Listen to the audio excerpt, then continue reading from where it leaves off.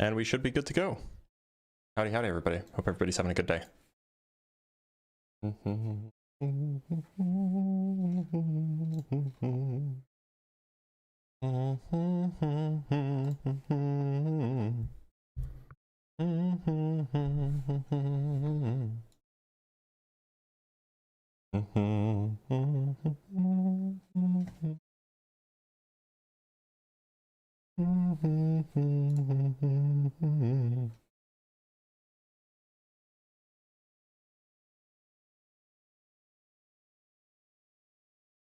My favorite genre of content on my For You page right now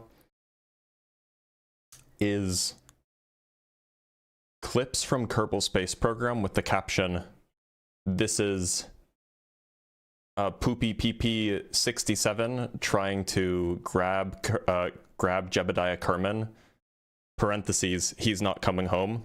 And then it has, like, you know, that song playing in the background, or some other like arena rock song playing in the background.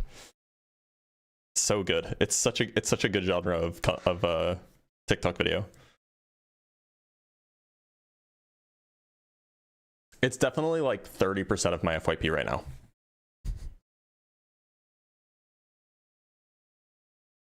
All right, we do have a guest, so let me just finish getting set up and then we'll bring up our first guest. Today is the 17th.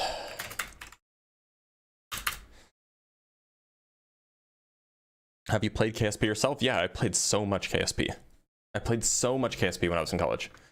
All right, I think, oh, he left, never mind. All right, well, we'll give it a few minutes for people to trickle in. We'll give people some time to join up, and in the meantime, let me just make sure that everything's up and running.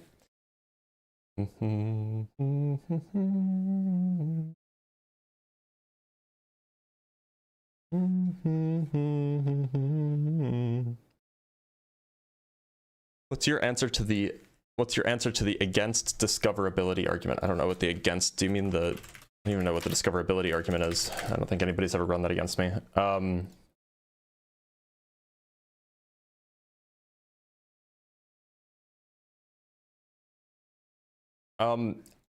It's, so if the discoverability argument is that, you know, this is a summary.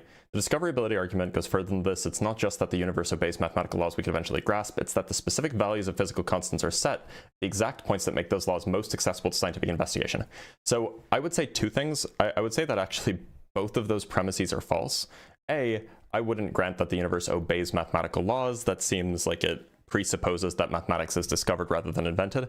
And B, it doesn't seem like it's true that the specific values of physical constants are set at the exact point that makes those laws most accessible to scientific investigation. Perhaps some of them are, which is why we've been able to do science, but it seems like at least, it seems like the Planck scale, which is arguably the most important scale for understanding how the universe functions, is completely outside of our grasp as far as scientific investigation is concerned. So that would be my response. All right, let's bring up Skieth, our first guest of the day. Oh, he didn't want to come up. Okay. Bummer.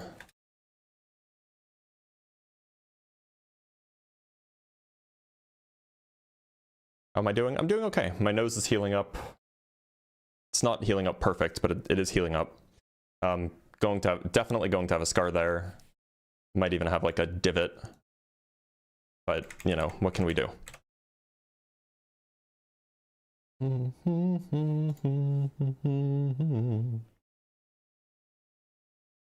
you explain how math isn't discovered?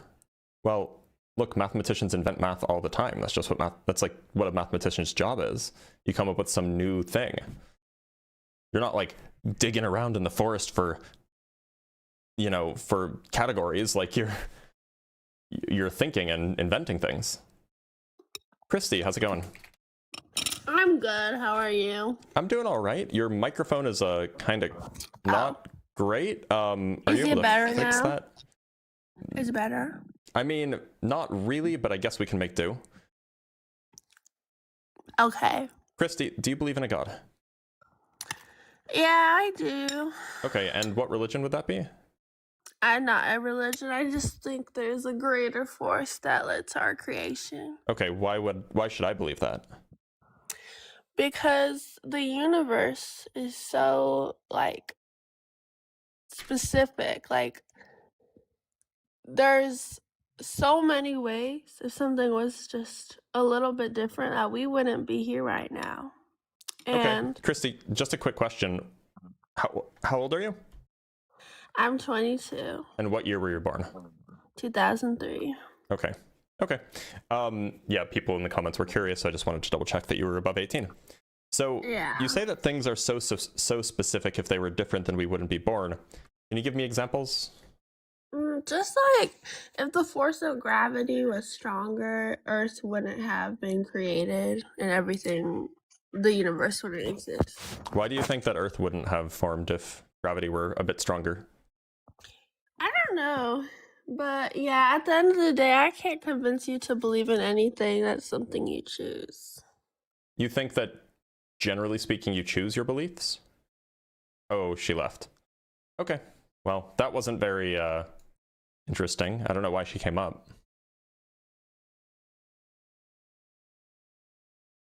Oh, well. Yeah, it's a weird statement, right? Like, to say that you choose your beliefs is a little unusual because generally when we talk about beliefs, we talk about things that convinced us that something is true. And so it's not clear to me that being convinced of something is a choice. Let's talk to Ayub Kasa. Ayub, how's it going? What's up, bro? Good? There's some pretty serious background noise there. Would you be able to move to a quieter place? Yeah, can you hear me now? Yeah, I can hear you. Yeah. Listen, I don't know anything about religion, so I just want to ask you a few questions. So So, just to be clear, do so you what believe in you're a God? saying is, Do you believe in a God? yeah, I do believe in God. Yeah. Okay. Yeah, go ahead. Right. I hope you can understand my English because it's my second language. I can understand you fine. There's just a So, lot of background noise. Yeah, I just left. I was in Starbucks. Okay. Yeah. So I hope you're gonna understand my English. First question.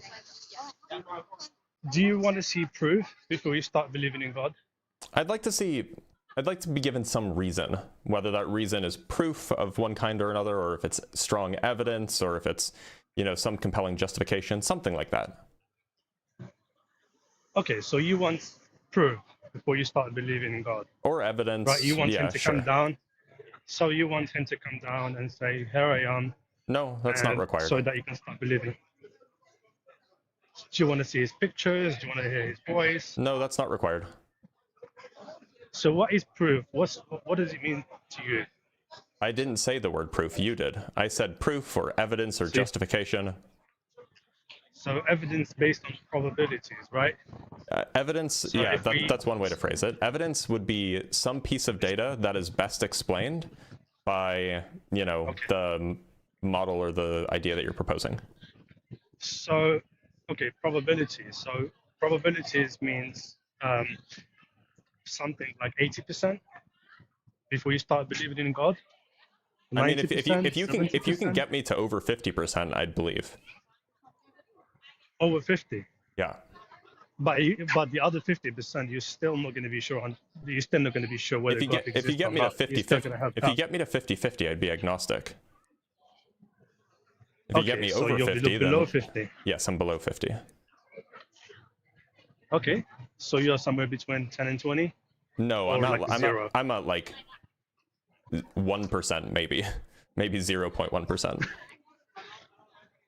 Okay, so 50. Okay, that was my question. Wouldn't you think that if there was proof that nobody would be an atheist and there would be Why are we talking about proof again? 100%? Because normally atheists, they ask for proof. They say, prove God to me. So they say, prove him just to to me. be just So to be clear, are you talking to normally if, atheists, or are you talking to somebody who has told you several times now that you could give me proof, you could give me evidence, or some other kind of justification? Doesn't have to be proof. No, I'm talking about in general. Okay, when well, you speak to an I'm atheist, not in they ask, general. no, I'm I'm an not talking individual. about you particularly now. I'm just speaking generally speaking. When you debate an atheist, not me. I don't really debate an atheist. It's not my thing. So you don't usually debate atheists. I'm not the kind of person, the kind of atheist that you're referring to. So why are we talking about this hypothetical debate between somebody else and somebody else? Why don't we just talk about the subject? You and me, we're both individuals. We can talk. Yeah, sure. But let me just ask you a few questions. I'm just trying to speak in general, okay? Wouldn't you say that for the atheist, if there is God, if there is proof of God, nobody would be an atheist? If there were proof, I mean, like, if the atheists are rational, then yeah. Okay, so if there were proof, there will be no atheists. Well, there would be no rational atheists. What do you mean by rational atheists? There can be irrational people who reject proofs, right? Mm-hmm. That's what I mean. So so back to the probability. So you want 50%. I want more than 50%, yeah. So you wouldn't want 100%. I mean, like if you could get me there, if you could get me there, that'd be great. But I think that it'll be easier to get me to above 50%. Look, Ayub, do you have an argument? Do you have an argument? Do you have a piece of evidence, or is this just like an interview? This is not my. No, this is not my. I'm just trying to understand your world and how you think. Okay, but the prompt does say, "Can you convince me to believe in your God?" So if you're not here to do that, then this is probably off topic. Yeah, okay, let me just ask you one last question before I go. Sure. So you said if you want 50%, so in that case, you will be speculating. So when you start believing in God, you want the 50%. So 50%, that means you're a speculator, right? You're speculating if God actually... Because what about the other 50%? You could be wrong. If my credence is more than 50%, then that means that I think that God is more likely than not. And so I would say that that's how I form beliefs. If you're not 100% a believer, like you 100% on it, you're just, but you're saying 50% is fine. Well, more than 50%, that means you're speculating. Yes. Okay, so now you change your answer? I never changed my answer. You just keep repeating 50%. Okay. I said more than 50%, or at least 50%. Anything more than 50%. Okay, 70%? Anything more than 50%. 51%, 50.0005%. Like anything more than 50%. Okay, so even if it's 70%, you're still speculating. No, I don't call that speculation. Okay, but thanks for being here, Ayub. Take care. Take care. Bye-bye. Take care. It doesn't sound like you really wanted to have a conversation. All right, let's talk to the Christian Crusader. With a name like that, I hope for a good back and forth. The Christian Crusader, how's it going? Yeah. Yo, what's up, man? I'm doing all right. Christian Crusader, do you believe in a God? Is that a silly question?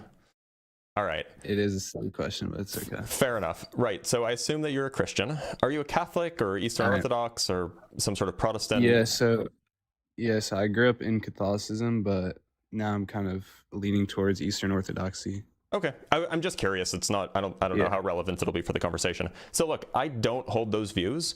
I mean, it's pretty clear. I say that I'm an atheist. So what would you say is the most compelling piece of evidence or the most compelling argument that you could offer me that might bring me to Jesus?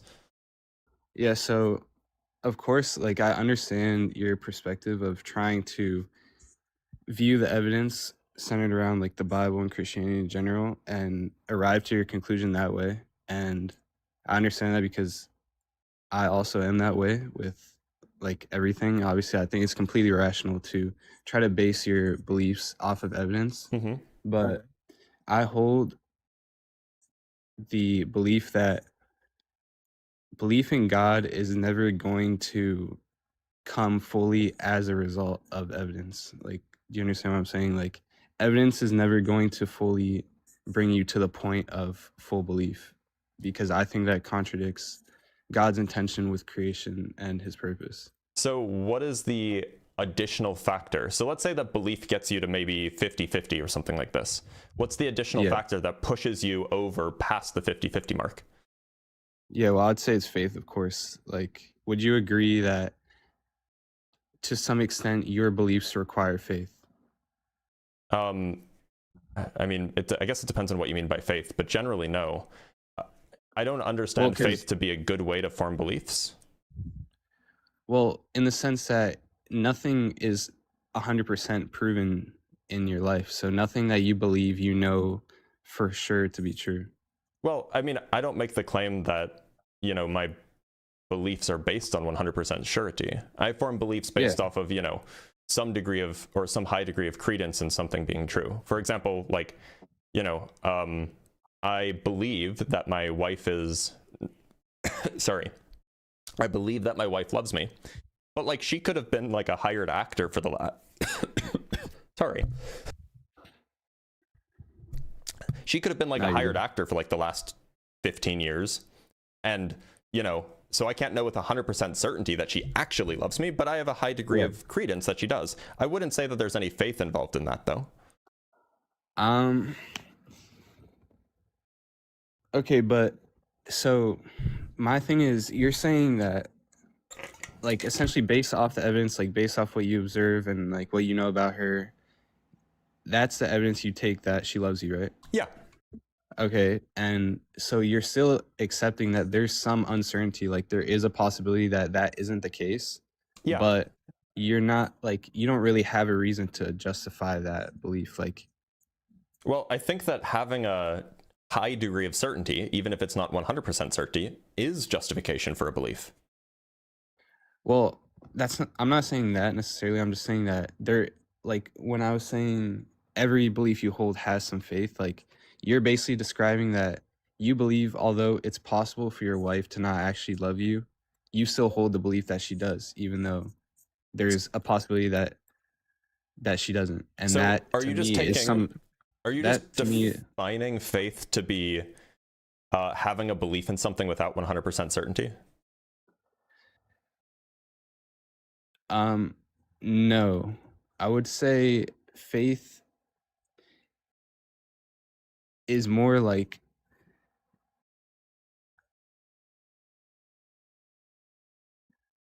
you're affirming something that you hold to be true without that 100% certainty. So I guess, like, in a way. So if you're just defining faith as believing that something is true without 100% certainty that it's true, if you're just defining that as faith, then sure, I think that that's what all kinds of thought is. I don't think that people really come to 100% certainty about anything. I think people form beliefs based off of that's how likely they think something is. But it doesn't sound like that's what you're doing, because if we wind the clock back just a few minutes, you said that faith is what gets you from 50%, say 50-50. Evidence, say, gets you to 50-50, and then faith gets you the rest of the way. I wouldn't say that that's the kind of thing that you should do for belief forming. I would say that if you want to form, or you can rationally form a belief, if maybe you're saying 95%, maybe it's 95.5. Yeah, but then how you are could you form that belief, no problem. But 50-50, how do you determine which direction to go? Well, okay, so the thing is, you asked me if it was 50-50, what would the rest be? And I'm telling you, in that scenario, if you think something, if you're like 50% certain that something's true, but you still believe it, then the rest of that is, of course, faith. But you're also, like, giving these quantitative metrics in terms of, like, how likely you think something is to be true, but how are you able to put a number on that? Like, well, even if you hold that idea that this is, like, to you it's like 95% true, that's like purely abstract. Like, do you agree with that? Yeah, of course it's abstract. I mean, the point is at least we agree that, like, in scientific studies we can do statistics and we can figure out the probability that our hypothesis is true. And so all I'm doing is I'm using that kind of language to describe things, because we know what that maps onto as far as the natural world is concerned, so we can use that same kind of reasoning. So let's back up and let's think about this scientifically, and, like, not even talk about the God concept. So would you say that let's say that we have some experiment. We run the experiment and we conclude that the experiment confirms our hypothesis with a 1% chance of error. Would it be reasonable to say that the hypothesis, or would it be reasonable to believe that the hypothesis is true? Yeah, I mean, I guess without like the amount of context that we have, I think it could be true. I think it depends. Like I think what you're talking about right now is like, obviously in statistics, like if you're at a casino, obviously you can like predict to a fair extent like the outcome of a game if you run it X amount of times, right? But we're not really talking in that same category. Like we're talking about the likelihood of something being true or not the likelihood of like something happening. Like, well, no, I'm talking about the same thing. I'm talking about a hypothesis being true, right? what would like an example of? An example would be something like, just a classical one, like charges attract, or opposite charges attract. That could be a hypothesis that somebody had 300 years ago, right? Yeah. And then you could run experiments and you could check using statistics. You take you take different kinds of charges and then you put them next to each other and you see what happens, and you take statistics, and then you can conclude with, you know, perhaps with 1% chance of making a mistake, or perhaps 1 in a million chance of making a mistake, whatever it might be. You can conclude with some degree of certainty, but not 100% certainty, that the hypothesis that you have is true. And how, so you're applying a similar logic to like that, like immaterial things, though. Well, okay, but I'm just trying to explain my thought process here. So we agree that if you, so hear me out. We agree that if you run these experiments and you know, all of your numbers come out saying that, you know, there is a 1 in a million chance that the hypothesis is wrong, is it then reasonable to conclude, or to believe rather, that the hypothesis is correct? Yeah, I mean, I think that'd be fine, but Okay, so hold on, not done. Now, suppose that you take your data and instead you get a 50-50 chance of your hypothesis being correct. Is it then reasonable to believe that your hypothesis is correct?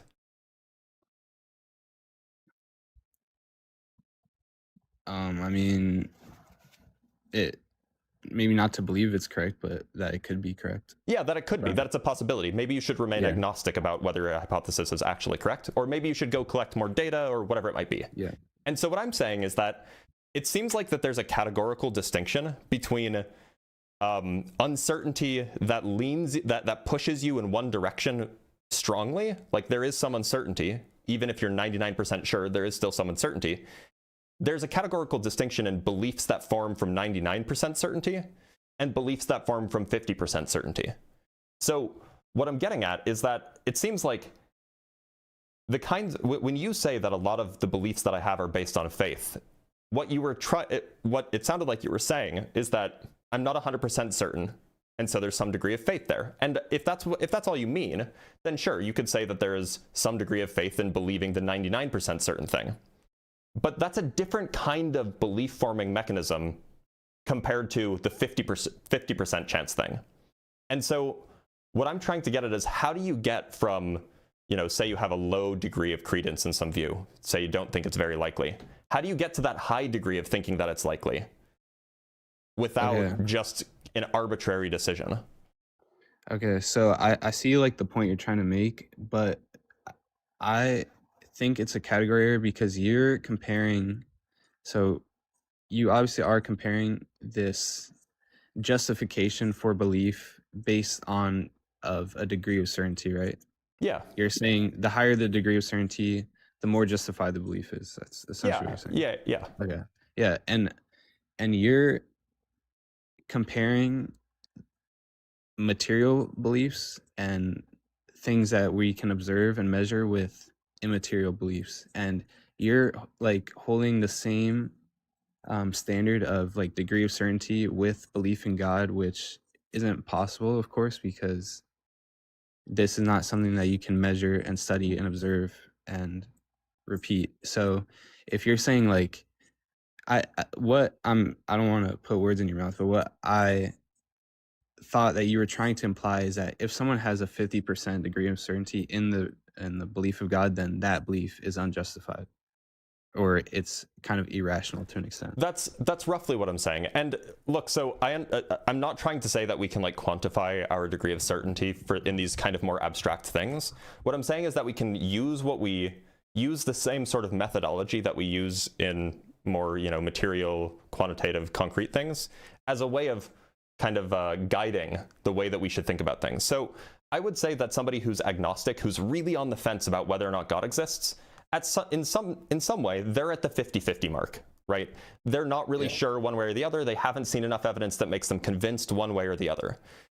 I would say that a theist is probably somewhere above the 50-50 mark. Maybe they're 80-20 if they're an agnostic theist, or maybe they're 95-5, or maybe they're 99%.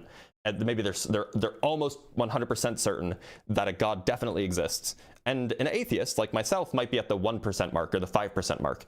So what I'm saying is, it sounded like you were saying at the beginning of the conversation that evidence can only get you to being agnostic. It can only get you to that 50-50 mark. And then beyond that is faith. And what I'm trying to understand is, why should we use faith to go from agnostic to believer?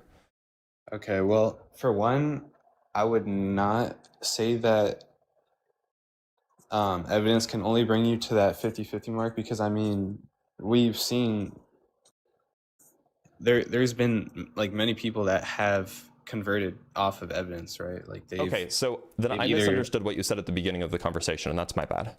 Yeah. Okay, so what do you want me to like kind of repeat? Well, maybe I can just ask a question just to clarify then. So would you say that evidence can get you to some degree of certainty that God exists? It just can't get you to 100%? Okay. Yeah. That's helpful. Yeah. So what would you say is the evidence that is most effective at at pushing that certainty up? Yeah, so obviously there's a lot that we could get into, but we could look at the credibility of the Bible. We could look at it as a historical document and compare it to other historical documents that we hold to be credible, and we could see the accuracy within the text. We could see the textual purity, how it's been preserved over time. We can look to secular and historians, even during biblical times, like affirming the existence of Jesus and his death. Like, we know these people were real. Like, we know it's not like a fiction book. We can verify locations and people, and we can verify that the text has not been altered over time, because we still have the original manuscripts. The pure volume of manuscripts that we have is unlike anything we've seen in any historical document ever. There really is like lots of evidence you could get into. And is there a particular one that you want to start with? Not necessarily. I mean, I'm not sure how much you have looked into the evidence. I mean, I've spoken with a lot of people. I've done some reading. I've paid attention in my world religions class. I went to a religious high school, so I'm fairly familiar with it. Yeah. I'd also just like to add,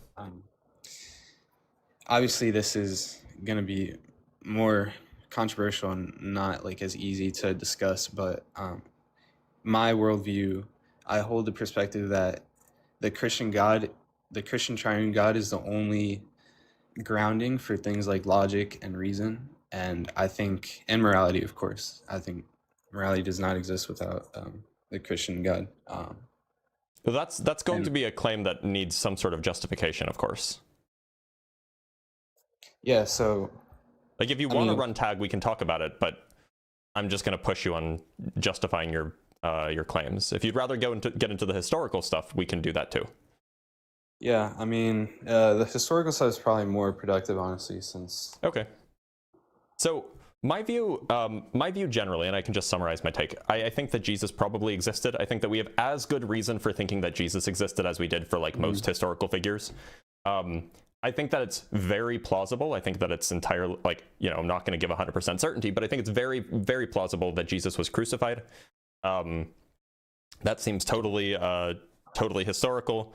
My contention with the biblical narratives is that it seems like the kinds of things that are described that one might call miraculous. These are the kinds of things that we don't really have good justification for believing. And I'll give examples from the Hebrew Bible. I don't think that we have any really good reason to think that the Red Sea was ever split. I don't think that we have really any good reason to think that there was a flood. I don't think that we really have any good reason to think that there were 10 plagues in Egypt. And in the New Testament, in the newer part of the Christian Bible, I don't think that we really have any good reason to think that Jesus rose from the dead. I don't think that, as far as like historical evidence goes, I don't think that we have really any good reason to think that any of these miracles, any of the like more minor miracles happened, like multiplying fish and these kinds of things. So that's generally my take. I think that the historical evidence, like we can go find historical evidence of these cities existing. We can find secular historians, or at least non-Christian historians, talking about Jesus. I think all of those things are totally fine. What they don't do is they don't verify these miraculous claims. Yeah, so I completely understand your perspective of naturally wanting to like be in possession of more evidence in order to justify these supernatural things, because obviously they're things that are not really observed. They're not common, right? Yeah, of course. So like, of course it's natural to kind of require more evidence to believe that, right? Yeah, go ahead. Yeah, and I think that's kind of where, like, that's kind of why I opened the way I did, because if you want evidence and enough evidence to be able to justify believing in these supernatural things, then, like I was saying, I don't think that's ever going to get you to the point of belief, because if you look at it from the Christian perspective, right, like God created us out of love, and God created us not because he needed anything or gained anything from creation, but he wanted to have a genuine relationship with us and like to share his love with us. And so in my perspective, if it was possible to arrive to the conclusion of God's existence via evidence, pure evidence, and like no faith at all, then to me that's not a genuine relationship that he can have with us, because at that point you're forced into belief, right? Like if there is a way for us to look at the evidence and arrive to the hard conclusion that God exists, then everyone would believe. Would you agree? Yeah, everybody would believe that God exists, sure. At least the rational people would. Yeah, I agree. And so if you're at that point that everyone would agree, how would it be possible that people are entering in a loving relationship with him, knowing that he exists for sure? I mean, and it's not really a choice at that point. Like I don't see how this takes away choice whatsoever. I mean, consider this. You can know about someone without being in a relationship with them. And an example is, I acknowledge that Louis Armstrong exists, or existed rather. I don't know if he's still alive. He's a famous trumpet player. But I certainly don't have a relationship with him. So it seems like that this is kind of conflating two things. It could be the case that everybody knows he exists, and then people choose whether or not to have a relationship with that person. And it doesn't seem like it's taking away choices at all. Okay, for one, sorry, I don't want to backtrack, but we can still talk about the evidence around like these supernatural events after. But okay, yeah, in terms of what you're saying, it's different because obviously we know there's repercussions to not believing in God, correct, and not having a relationship with him. Like, would you agree with that? Well, yeah, but that seems like it has its own issues, right? Why is that? Well, imagine that you knew that God existed, like you had a high degree of certainty that God existed, but you didn't agree with the let me just give an example, and we don't have to talk about the details of this, but suppose that your interpretation of the Hebrew Bible is that God is the kind of being that rejoices in the genocide of the opposition, right? Suppose that is your, I mean, maybe that's not the correct interpretation, but suppose hypothetically? Yeah, hypothetically. Suppose that that's your interpretation, not yours, but someone's interpretation of the Hebrew Bible. Well, it can be true that they believe that this is a genocidal maniac, and also that they believe it exists, right? Now, if it's then also the case that this genocidal maniac will send you to hell unless you choose to worship and love and obey this being, well, that doesn't seem like it's a genuine relationship at all. So it seems like by adding in this coercive factor, it seems like it's taking away the choice, not adding a choice. Okay, so for one, you're giving, like, you're saying hypothetically, if you interpreted the Bible to say that God is some genocidal maniac or whatever, Mm-hmm.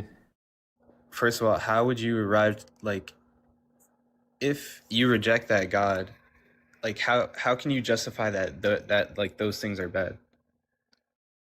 Are you? If God is a source of morality, then in this hypothetical, suppose that the person has some other way that they come to conclusions about moral facts. So you're essentially saying it's a problem for God to send someone to hell if they have an incorrect interpretation of God. What I'm saying is that coercion doesn't seem like it adds choice. It seems like it takes away choice. Well, why do you think it's coercion? I mean, you kind of said it was. You said that there are consequences if you don't put your faith in God. And presumably, I mean, like, I was just interpreting what you were saying, but I imagine that you were talking about hell. Yeah, so I mean, of course, I see it as a consequence, but to someone that rejects God, I see it as their choice, and God is granting them their wish. If someone lives their whole life rejecting God, and do you think that anybody wants to be tortured for eternity? Yeah, I don't believe that's what hell is. Oh, and okay. What's your view on hell? I don't think any Christian should believe that. Well, okay. I agree with you probably that no Christian should believe that, but a lot of them do. So maybe I just misinterpreted. What is your view on hell?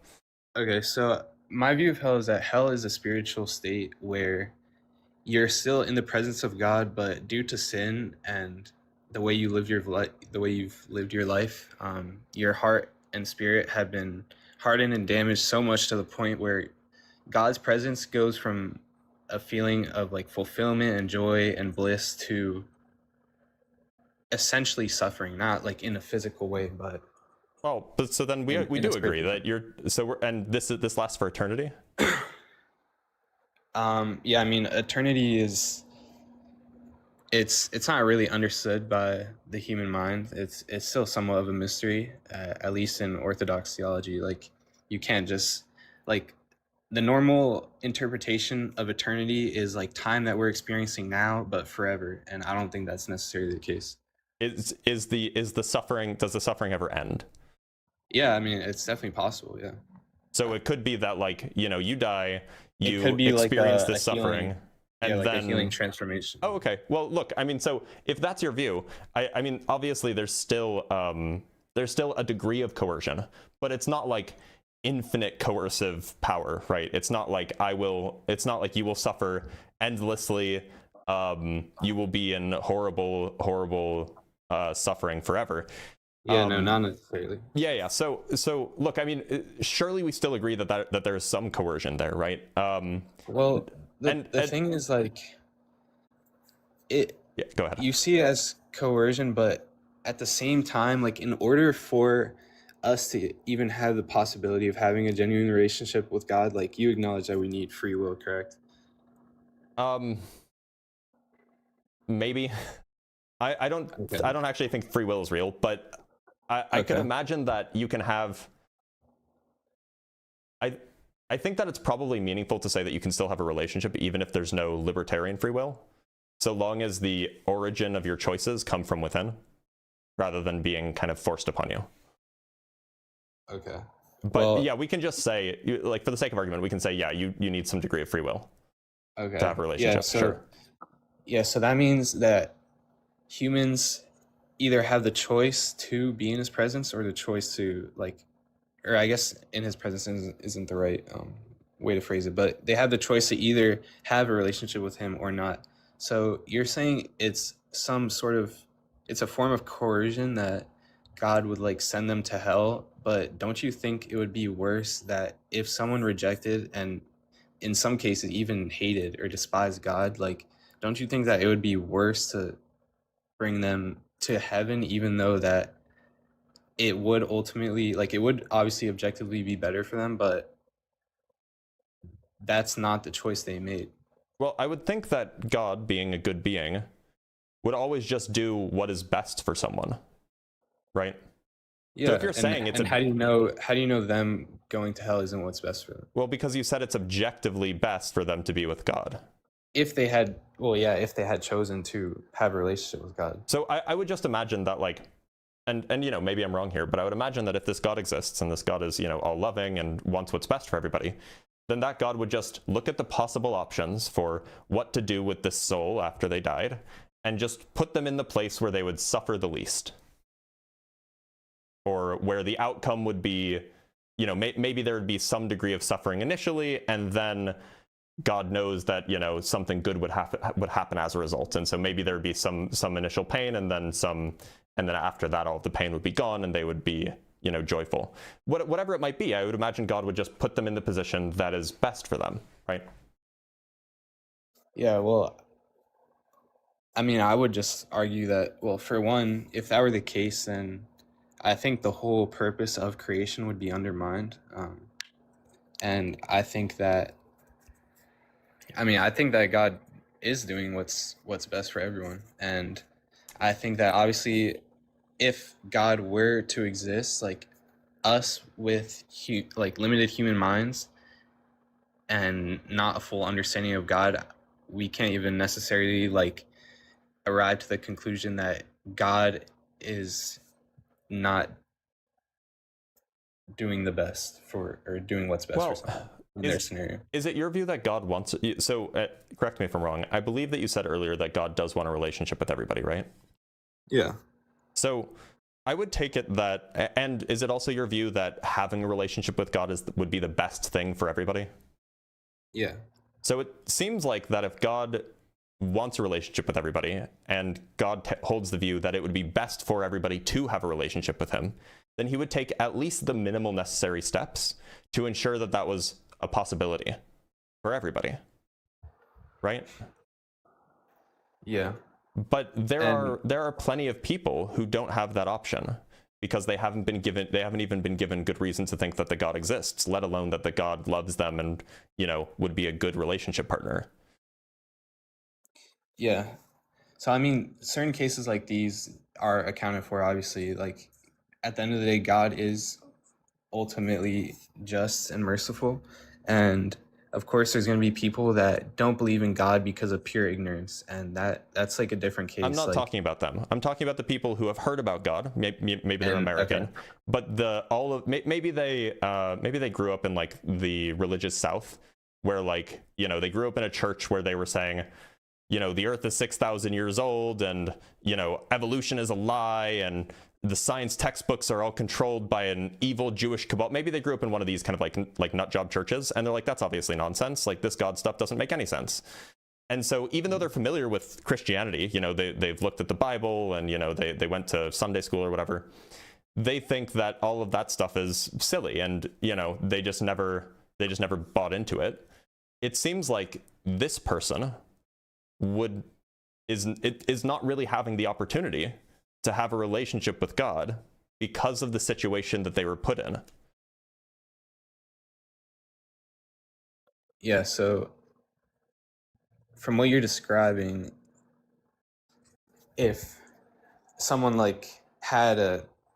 was taught an incorrect interpretation of the Bible that led them away from God, that this person didn't really have a chance to have a relationship with God based off that? Is that what you're... Yeah, so they're familiar, they've heard of Jesus, they've read the Bible, but the environment that they grew up in was an obviously nonsensical version of Christianity.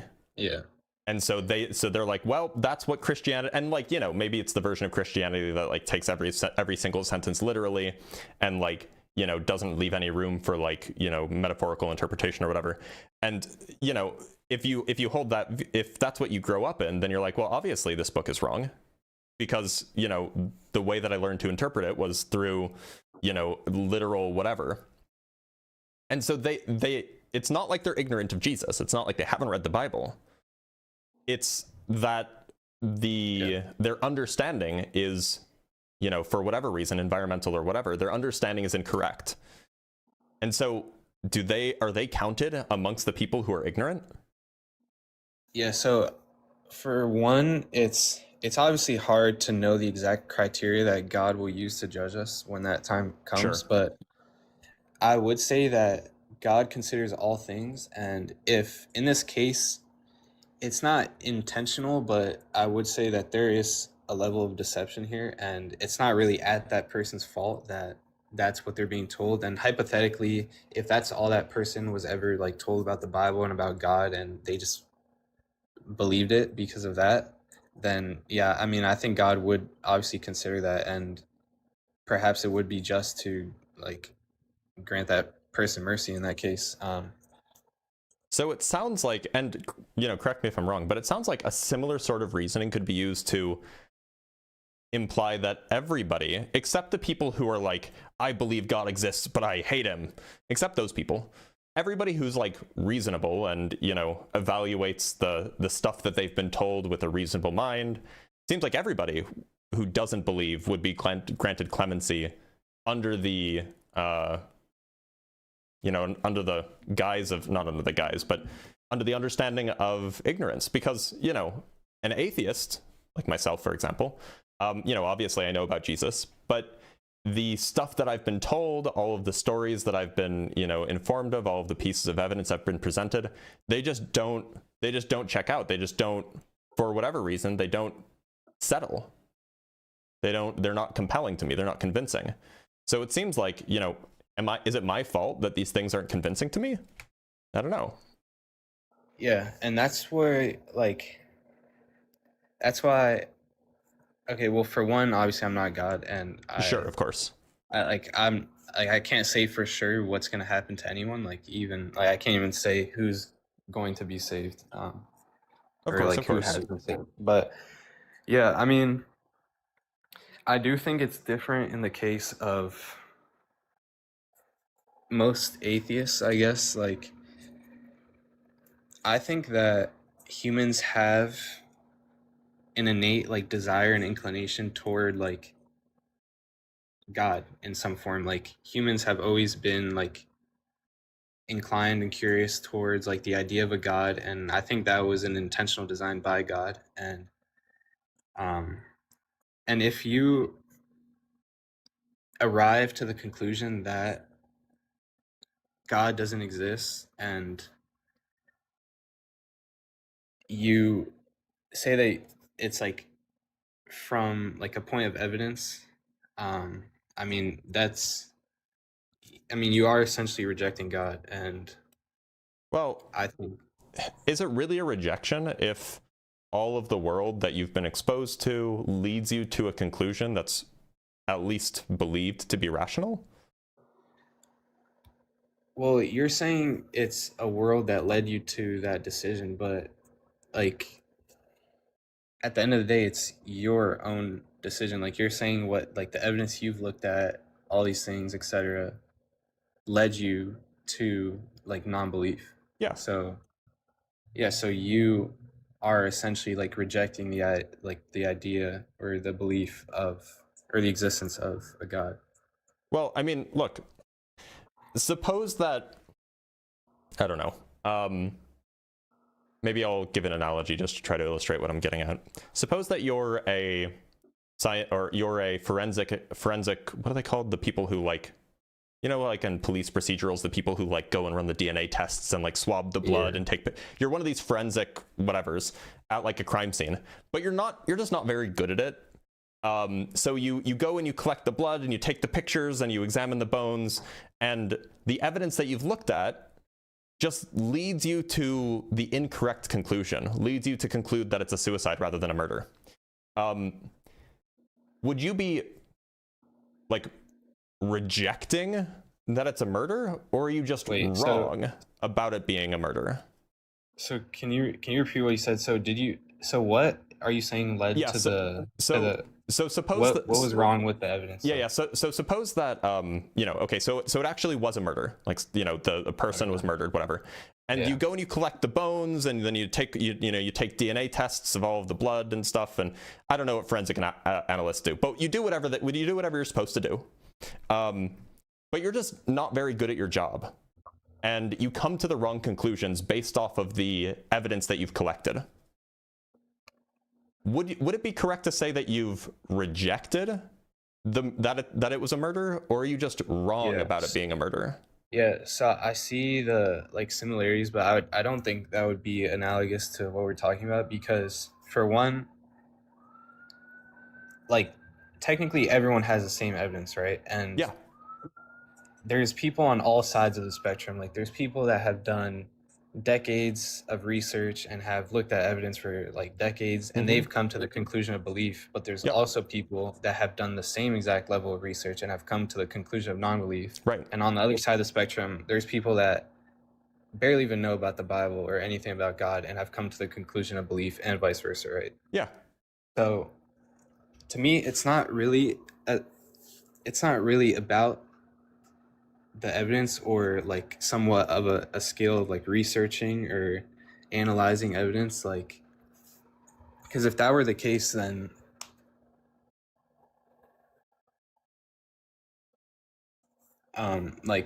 if it were the case that evidence or your ability to research would be the only factor, then that wouldn't really I'm not saying it's your ability to research. What I'm saying is that some people are certain ways. So, I mean, surely you've met people who are just naturally logical, and then you've met people who are naturally kind of more go with the flow, or naturally more, I don't want to say more, it's not logic and creativity are opposites, but there are people who are naturally more kind of willing to accept things and be more malleable, and then there's people who are naturally very rigid in their way of thinking. What I'm saying is that some people, you and I imagine you and I perhaps were given very similar degrees of evidence with regards to the truth of Christianity, right? Probably very, I mean, we've all, we have access to the Bible, we have access to various, church fathers and so on, and that's basically it. Maybe some miracles here and there, but that's basically it. But because of the way that I'm wired, and that because the way I'm wired is different from the way that you're wired, perhaps I am less likely to accept that evidence as being compelling for one reason or another. It doesn't seem like that there's a choice involved when you look at evidence and decide whether it's compelling or not.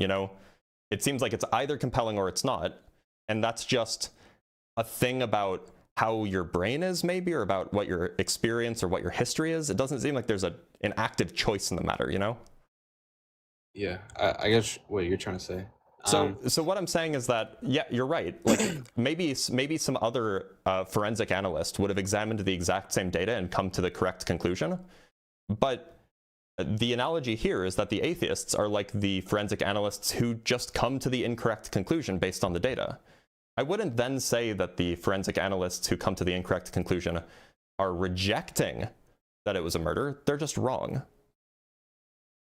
And I don't think that there's a moral, I don't think it'd be correct to say that there's some kind of malicious or some moral weight to being wrong about those kinds of things. Yeah, I mean, again, I wouldn't really accept this analogy as completely valid in this scenario, but I understand what you're trying to say. And I mean, at the end of the day, it kind of loops back to what I said at the beginning, which is if you're deciding solely based off evidence, of course, not everyone is going to make that leap, right? Because at the end of the day, belief in God to some extent requires faith. And whether it's someone that has seen evidence and come to the conclusion that they believe with 100% certainty based off evidence, or someone that has not seen much evidence but still believes, it still requires faith at the end of the day. And so yeah, I mean, I agree that if you're making a conclusion solely off of evidence, that it's not guaranteed that you're going to believe in God. And that's why I'm saying. But what if you're the kind of person who just for whatever reason, maybe it's because of the way they were raised, or maybe it's because of the way their brain is wired, or whatever it is, for whatever reason, they're the kind of person that only forms beliefs when they have enough evidence to support that belief. Then is that person just screwed? Well, yeah, I mean, this also goes back to the idea of what hell actually is, and we also don't know, like, maybe if someone has just been that way their whole life, like, we don't know what God's going to do to that That's person. fair.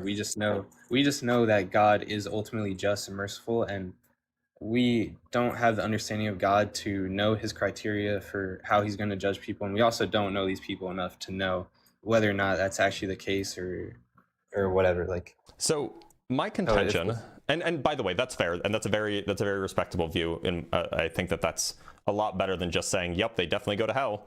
I think that that's more respectable. But so my contention is merely that let's say that we have one of these people. I'm not going to say that I am one of them, because who knows, but let's say that we have one of these people who's like really rigid in the way that they think, and they're very they're like, if I can't see it or read it or do an experiment or provide an argument, then I don't believe it, right? They're just very rigid that way. It seems like God would still want a relationship with them, because God wants a relationship with everybody. And so God would know, hey, for this guy in particular, I got to give him something extra, because there's no way for me to have a relationship with him just because of the way he is. So I got to give him something extra so that he can finally acknowledge that I exist, and then he can choose to have a relationship with me or not. It seems like that should happen if it's true that God wants a relationship with everybody. But I mean, clearly that's not going to happen all the time, right? There are going to be people who are like that, who just never get the evidence, who never get the evidence that they need in order to form that belief. Yeah. So for one, I would argue that that does happen, and that's actually a lot of like testimonies that you'll hear is that people. Does it happen every time? No, but I wouldn't argue that you can't like say it should happen every time. Then if it doesn't happen every time, then there's at least one person that God doesn't care to have a relationship with. I wouldn't say it's necessarily that, and well, I mean, take the one person that it doesn't happen for, right? Suppose, I mean, I imagine we can agree that this has happened at least once, right? At least once in history. Well, then God knew from the get-go, because God's all-knowing, what kind of person this person is, right? He knew that, just presenting them with the Bible, he knew that, presenting him with the stories of the early church fathers, he knew that presenting him with, these philosophical arguments, he knew that those wouldn't be enough. And so even though he knew that all of the stuff that would be presented wouldn't be enough, he doesn't, provide a little bit of an extra nudge. Because if he did provide that extra nudge, the extra nudge that was enough, then that person wouldn't have not believed. So it seems like that God knew that there would be no possibility of a relationship, and then didn't take the actions necessary to even make a relationship possible. Yeah, and like I was saying earlier, like, I think if God were to make his existence known to all of mankind, then that would undermine. Well, it doesn't have to be to all of mankind, just to the people who need it. Well, there's everyone needs it, though. That's the problem. Well, I mean, look, but what I mean is the people who, like, certainly are not going to be able to have a relationship without this kind of hard evidence, Because that's practically it. That's practically everyone. No, it's not. I mean, because there's no hard evidence that Jesus rose from the dead. We have like testimony, right? And so, like most people who believe in Jesus don't believe in Jesus because they have hard evidence. They believe in Jesus because, there's more softer kinds of evidence, or there's things that kind of align with their personal philosophies or whatever it might be. But there are going to be some people who need that hard evidence, and God is seemingly not providing it.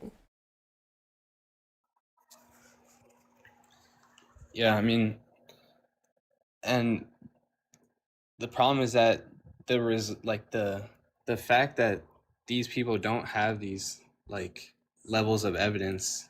It's not God's fault, right? It's a result of free will, whether it's the person is being told lies by someone, or the person is choosing not to look into evidence, or the person is like seeing this evidence and still rejecting it. Like, well, didn't we just agree that there just isn't any like hard evidence that Jesus rose from the dead, for example? Yeah. So if that's the case, and the kind of person we're talking about is the kind of person that needs hard evidence, well, there is no hard evidence. So this isn't a question of free will. There just isn't hard evidence for it. And the person, because of the way they are, they're the kind of person who needs hard evidence to believe something.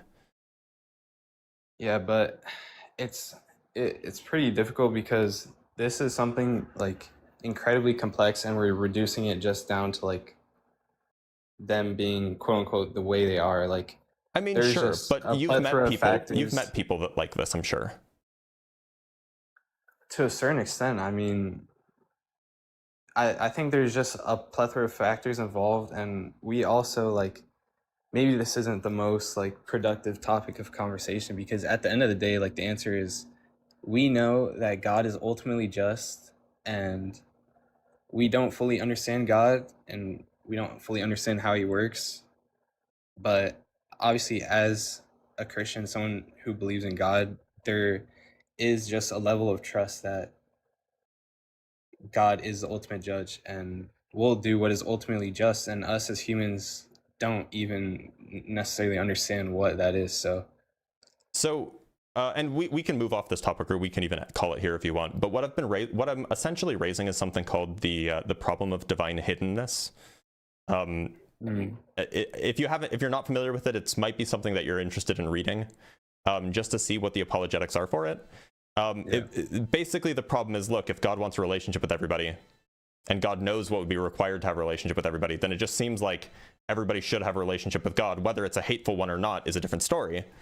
But not everybody has a relationship with God. So either God doesn't want a relationship with everybody, God doesn't have the power to have a relationship with everybody, or God doesn't know who doesn't have a relationship with him. So it's a variant of kind of like a problem of evil. So it might be interesting for you at least to look into it. Yeah. Just because, then you can learn about what the kind of traditional responses are and things like that. Yeah, we can move off it. I just think that like presupposes a few things, and it's kind of hard to assert. Yeah, sure. Actually, Christian Crusader, you're always welcome to come back another time, but because we've kind of closed off that topic, I'm going to let you go because you've been on for almost an hour. Is that fair? All right. Yeah, sounds good. Thanks for being here. I do appreciate you. Yeah. Take care. Of course. Have a good one. He was super good faith and super chill. I actually really appreciated that conversation. I thought it was a good conversation.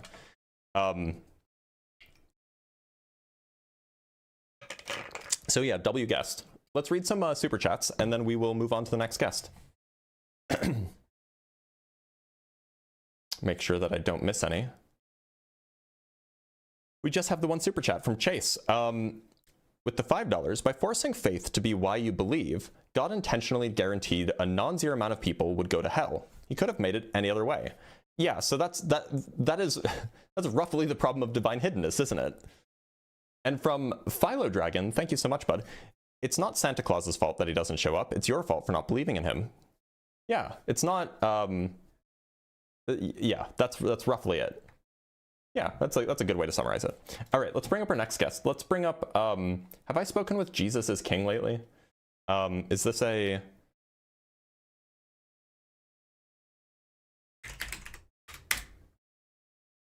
I don't think I've spoken with Jesus as King. So let's bring up Jesus as King. Jesus is King. Hello. How's it going? How's it going? I'm doing all right. Jesus is King. Do you? I'm going to assume that you're Christian. Is that fair? Obviously, yep. Okay. So I'm not. What would you say is the best argument or best piece of evidence, or most reasonable justification that might convince me that Jesus is in fact King? Well, I think it's quite obvious just by observing the natural world. I think it's quite obvious. I think it's within your heart. I think you're just rejecting it. It's within my heart.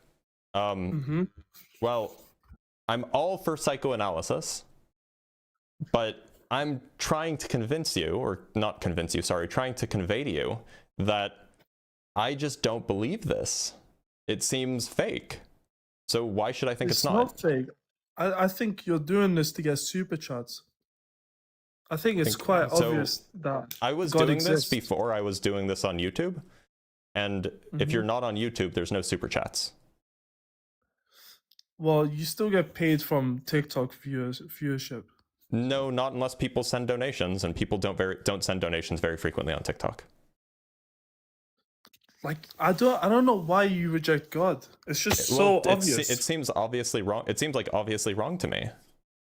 Okay, like I obviously have a higher IQ than you, and I believe in God. Obviously, yeah, obviously. But obviously, Stephen Hawking had a higher IQ than you, and Stephen Hawking didn't believe in God. No, I have a higher IQ than Stephen Hawking. Are you sure? 100%. 100% sure. I mean, he can't even move. Like, good troll, good troll.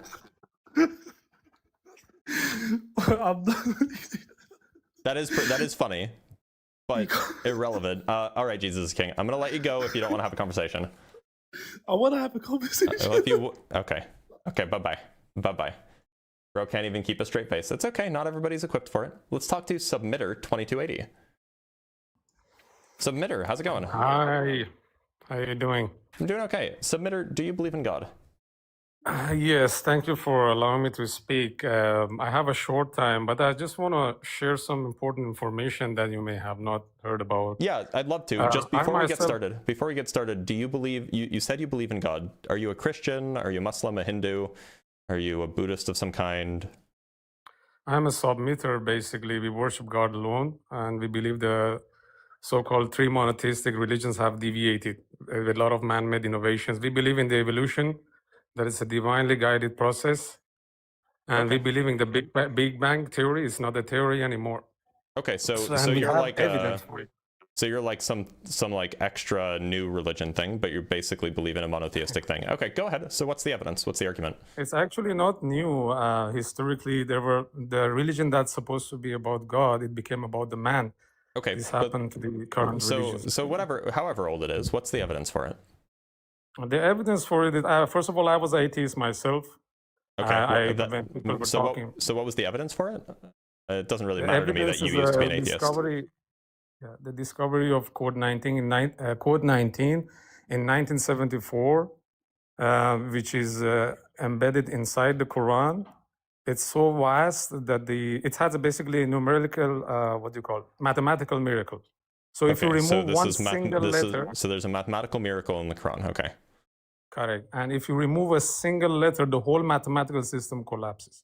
Okay. And it's just not logical that Muhammad, at that age of ignorance, where there was no computer, there was no calculator, would have made such a complete mathematical system in the Quran, which is the preservation of the Quran, basically. Okay, so I'm not particularly convinced by the claims of mathematical miracles, because mathematical miracles are almost exclusively post hoc. So I'm not sure why I should think that any of this is evidence of God. So here's the thing, it's not limited to the book. For example, the sun, the moon, and the earth aligns every 19 years. And we didn't choose this number, it's in the scripture, and the name of the chapter is the hidden secret. Why should I believe that?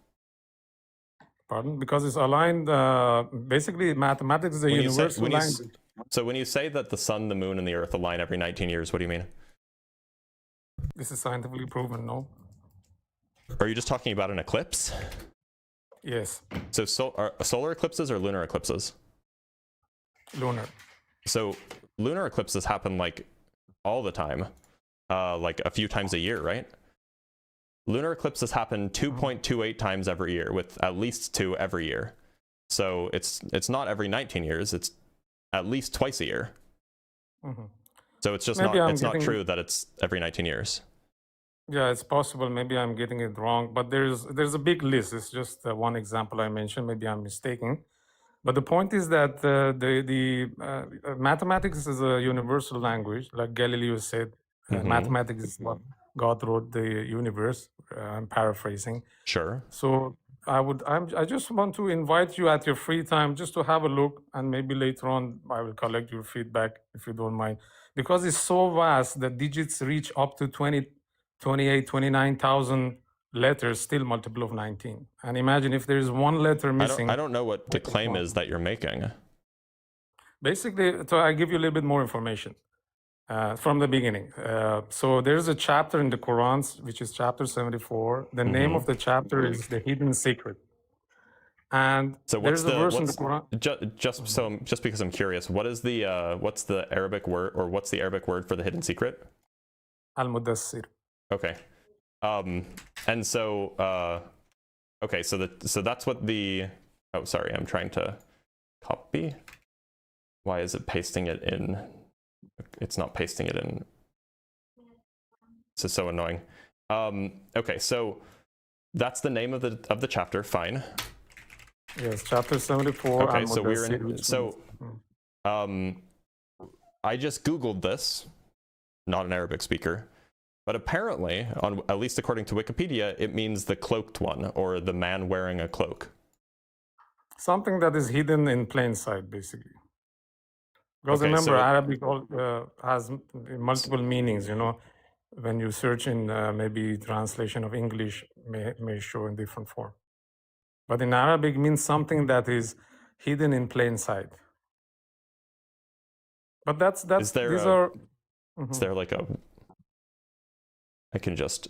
There we go. That I can copy and paste, and I can just go to Google Translate because, like, I'm just not seeing that translation anywhere. Like, it's the enshrouded, remember- the cloaked. But okay, Yeah. okay. So it has something to do with something being covered. Sure.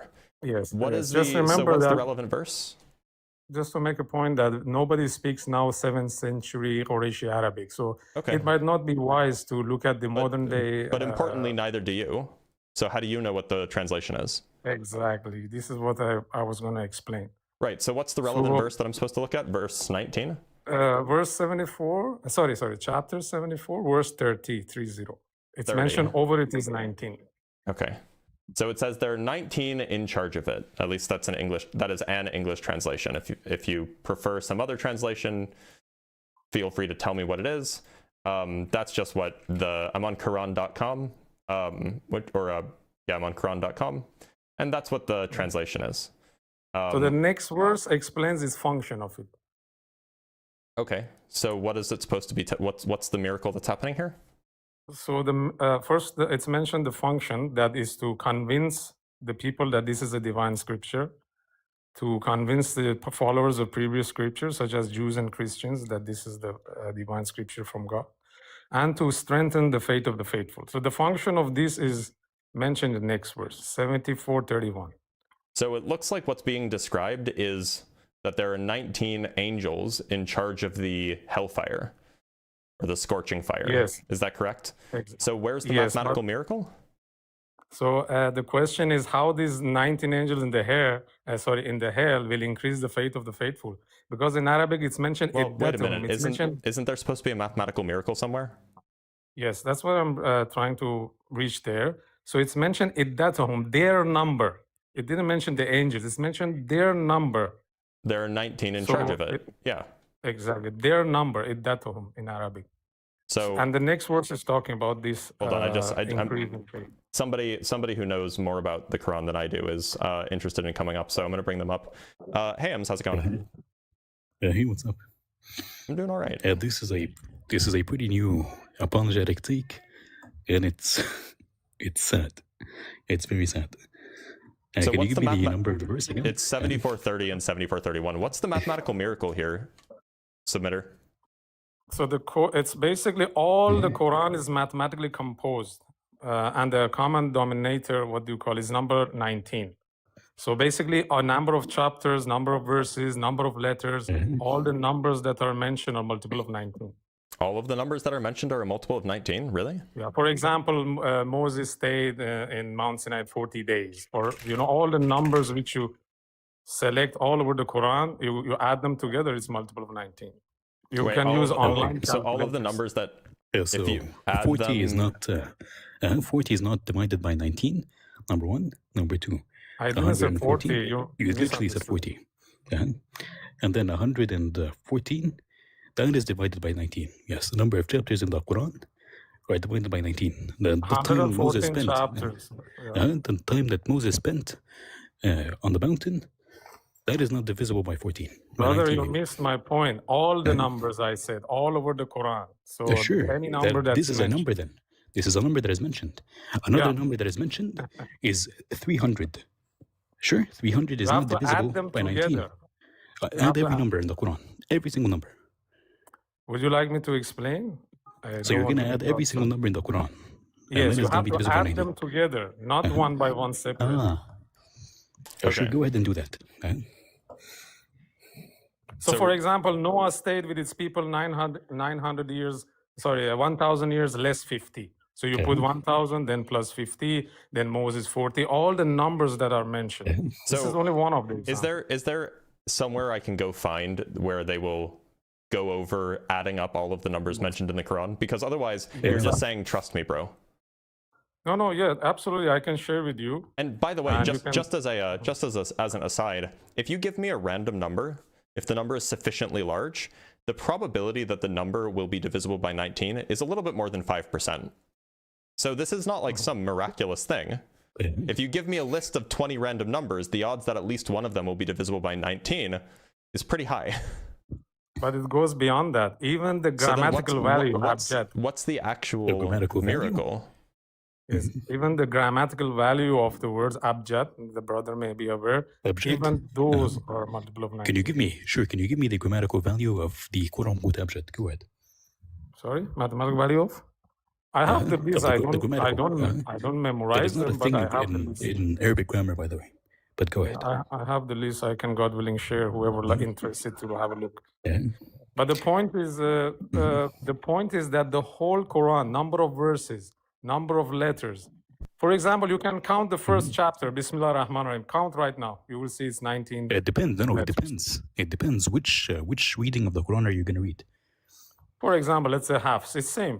Wait a minute. No, it's not the same. It is not the same. Just as a quick check, there are 6,236 verses in the Quran that is not divisible by 19. 34. Incorrect. It's not 36, 34, because the chapter 9, the last two verses does not belong to the Quran. So 6,234 is also not divisible by 19. And I don't know how you're calculating. I have the list. It is, sir. This is I'm calculating with a calculator. Here's a calculator. 6,234 by 19 is 328.1 and change. And by the way, the number of verses differs between the types of Qurans. So sure. There's also I found the number of words in the Quran. We can see if that's divisible by 19, which is 157,935. That's also not divisible by 19. It gives you 8,312.37 and change. What about the number of non-repeated words? 5,277. That's not divisible by 19. We can look at the number of letters. Is that divisible by 19? Also not divisible by 19. So where's the 19? And what did he say about the I found it. Hold on. So I'm sorry, Ems. I found the this thing has a Wikipedia page. This idea. It's like Quran code, and it's specifically about the number 19. Here, I'll pull it up for everybody. So this is a source for what he's talking about. So I guess, so here's some examples of things that involve the number 19. So it's the Quranic opening formula, which with one exception is at the beginning of every surah of the Quran, consists of exactly 19 letters. The first word of the Bismillah-ism name without contraction occurs 19 times in the Quran. The second word of the Bismillah Allah occurs 2,698. So it's this list of things. Right, correct. That you didn't know the argument you were coming to present.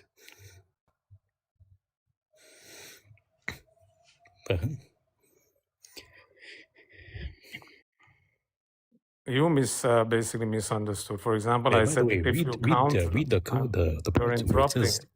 Just a second, submit. When it says the number of verses, it mentions the number of verses. Do you see it? It says the total number of verses in the Quran, including all unnumbered Bismillahs, is 6,346. The cross sum of 6,346, which is you add up the numbers, is 19. And that also is them picking a specific type or reading of the Quran, because all the Qurans have different number of verses, they have different number of letters, they have different beginnings of chapters, etc.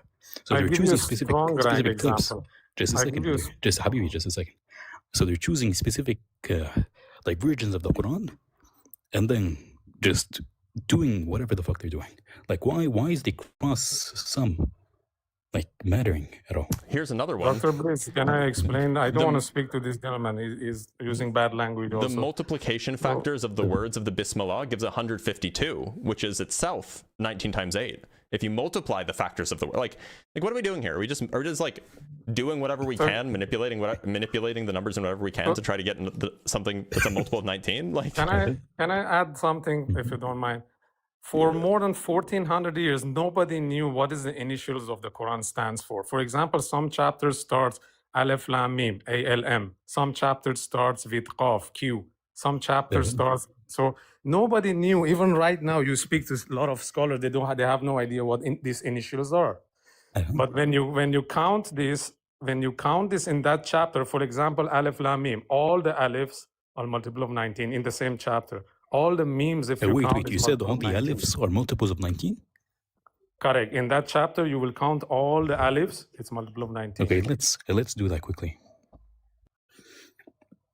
Which alif lam mim do you want? Are we going to the first book? The first chapter? It is the second chapter. Second chapter. Okay, we're going to the second chapter. Okay. Just Control F and then Alif, but I'm gonna do it on my end because I have an Arabic keyboard. Just give me a sec. I don't even know what an Aleph looks like in Arabic. It's the number one.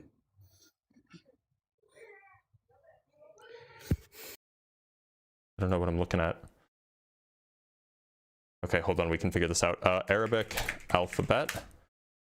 Then we can go here. And then here's an Aleph. So we want the version that shows up in, I don't know, contextual forms, maybe? We can Control C that, and then we can paste it. Shows up 38 times. It doesn't show up 19 times. Let's see if we can find it. No. No?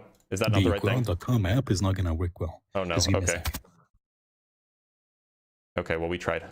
38 is divisible by 19, so maybe he gets a win here. Yeah, as I said, it's vast. It's so much, and more is being discovered. By the way, it is 4,715. It appears, and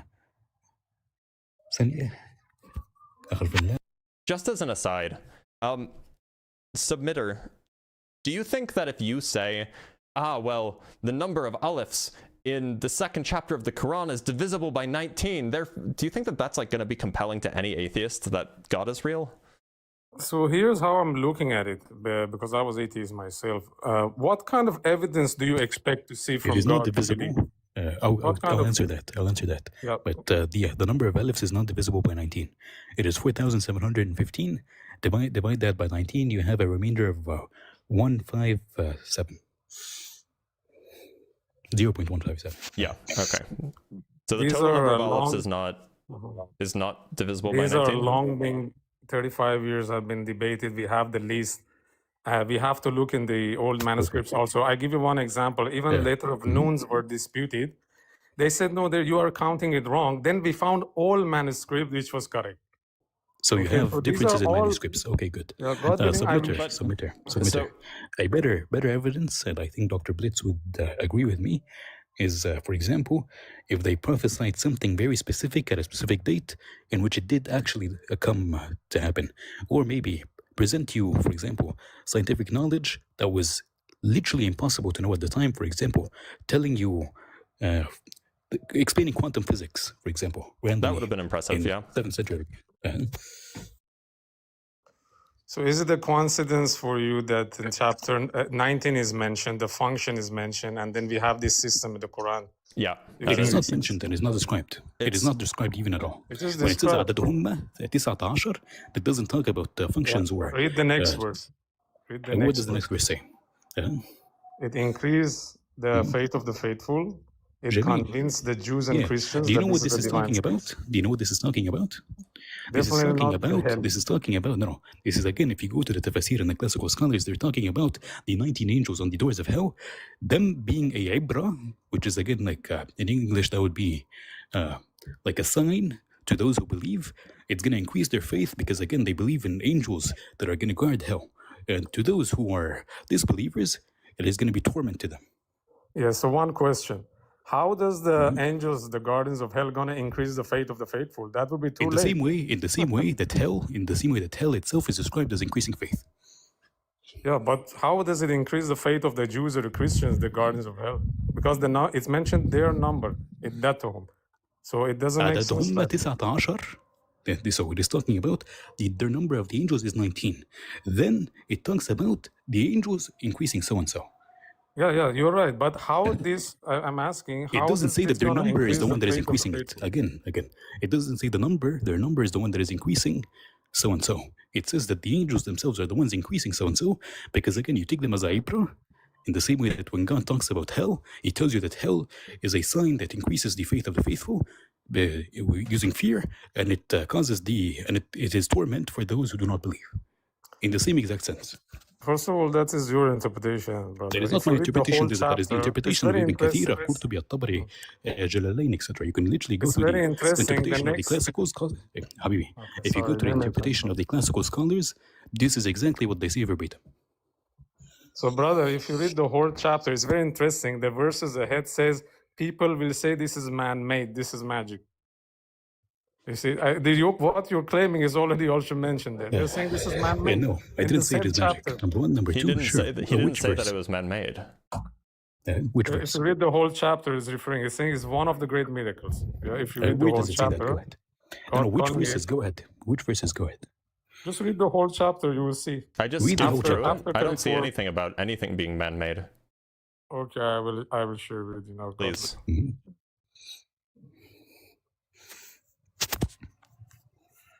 I hate numerology. That shit is boring. Numerology, it's not really convincing to anybody except the people who already believe. That's the trouble.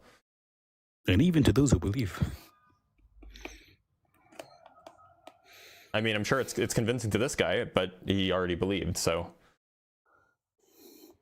The thing about numerology is that, like, it's always, you can never predict where, what do I want to say? If it were possible to somehow predict where these numerical coincidences should show up, and then you go and check and they are actually there, then that would be notable.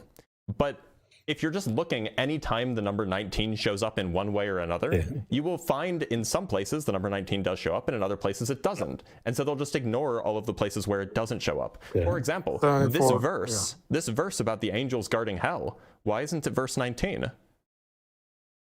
Yes. Mm-hmm. That would be better. The human made is mentioned 74:25, but it's worth to read the whole chapter because it's talking a miracle. Right? It's talking about that this is one of the great miracles. That's talking about talk of. That's just talking about the talk. Doesn't say anything about it being made. It says قول البشر, the saying of man.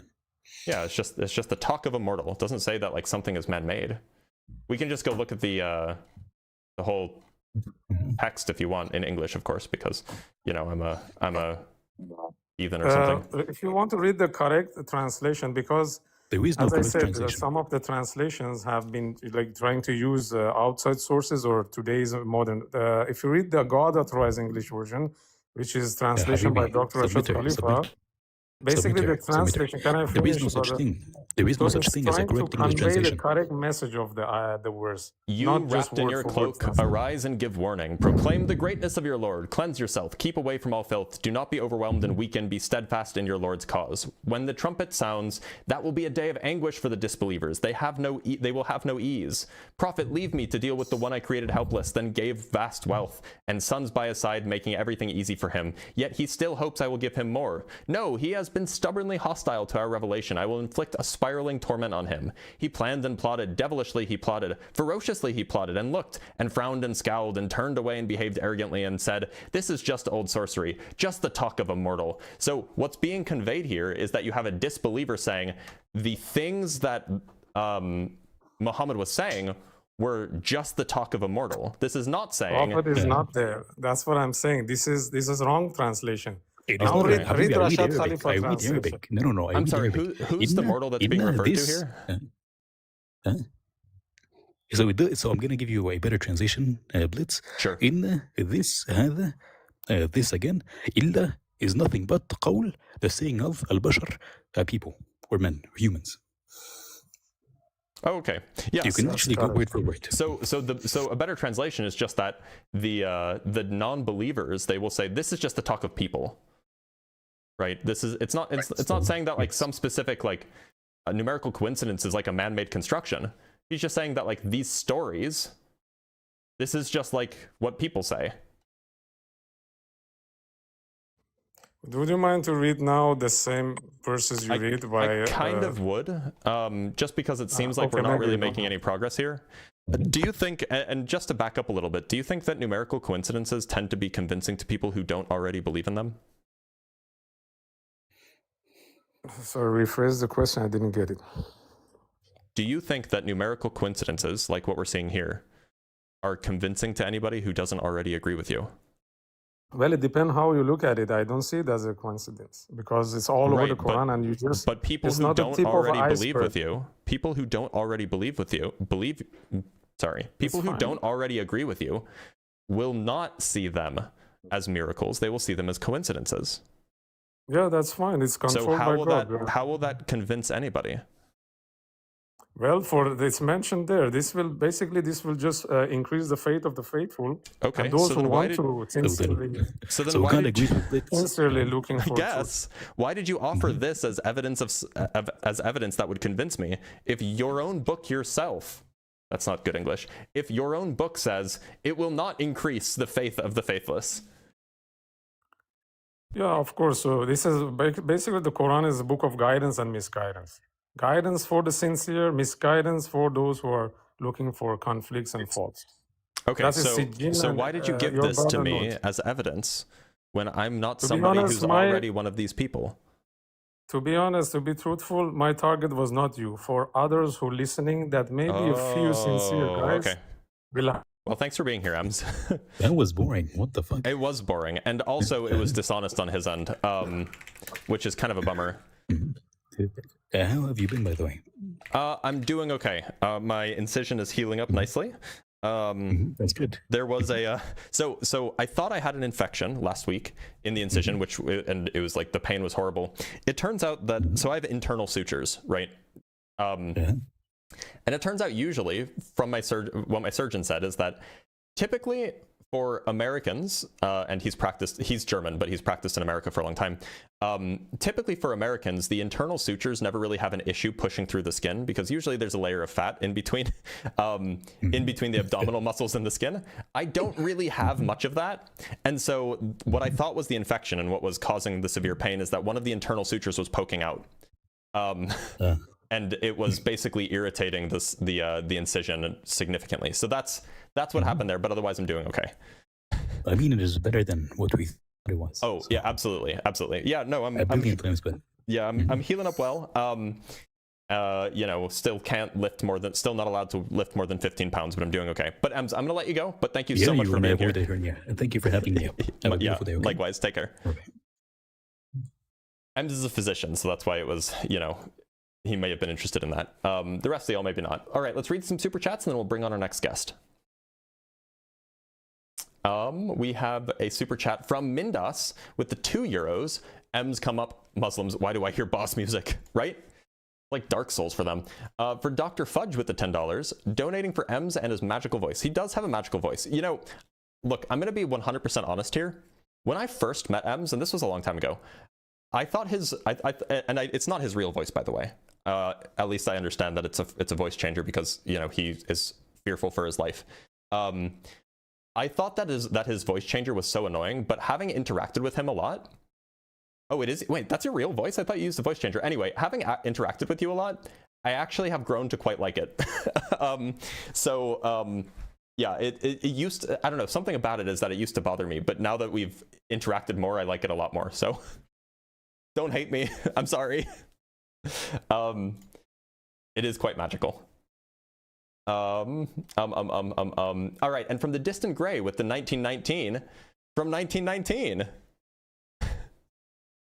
All right, let's bring up our next guest. Let me make sure that I don't have anybody. I'm sure that I do have people waiting in the Discord queue. So let's bring up a guest from the Discord queue. Let's bring up Hobo. Bring up Hobo. Hobo, how's it going?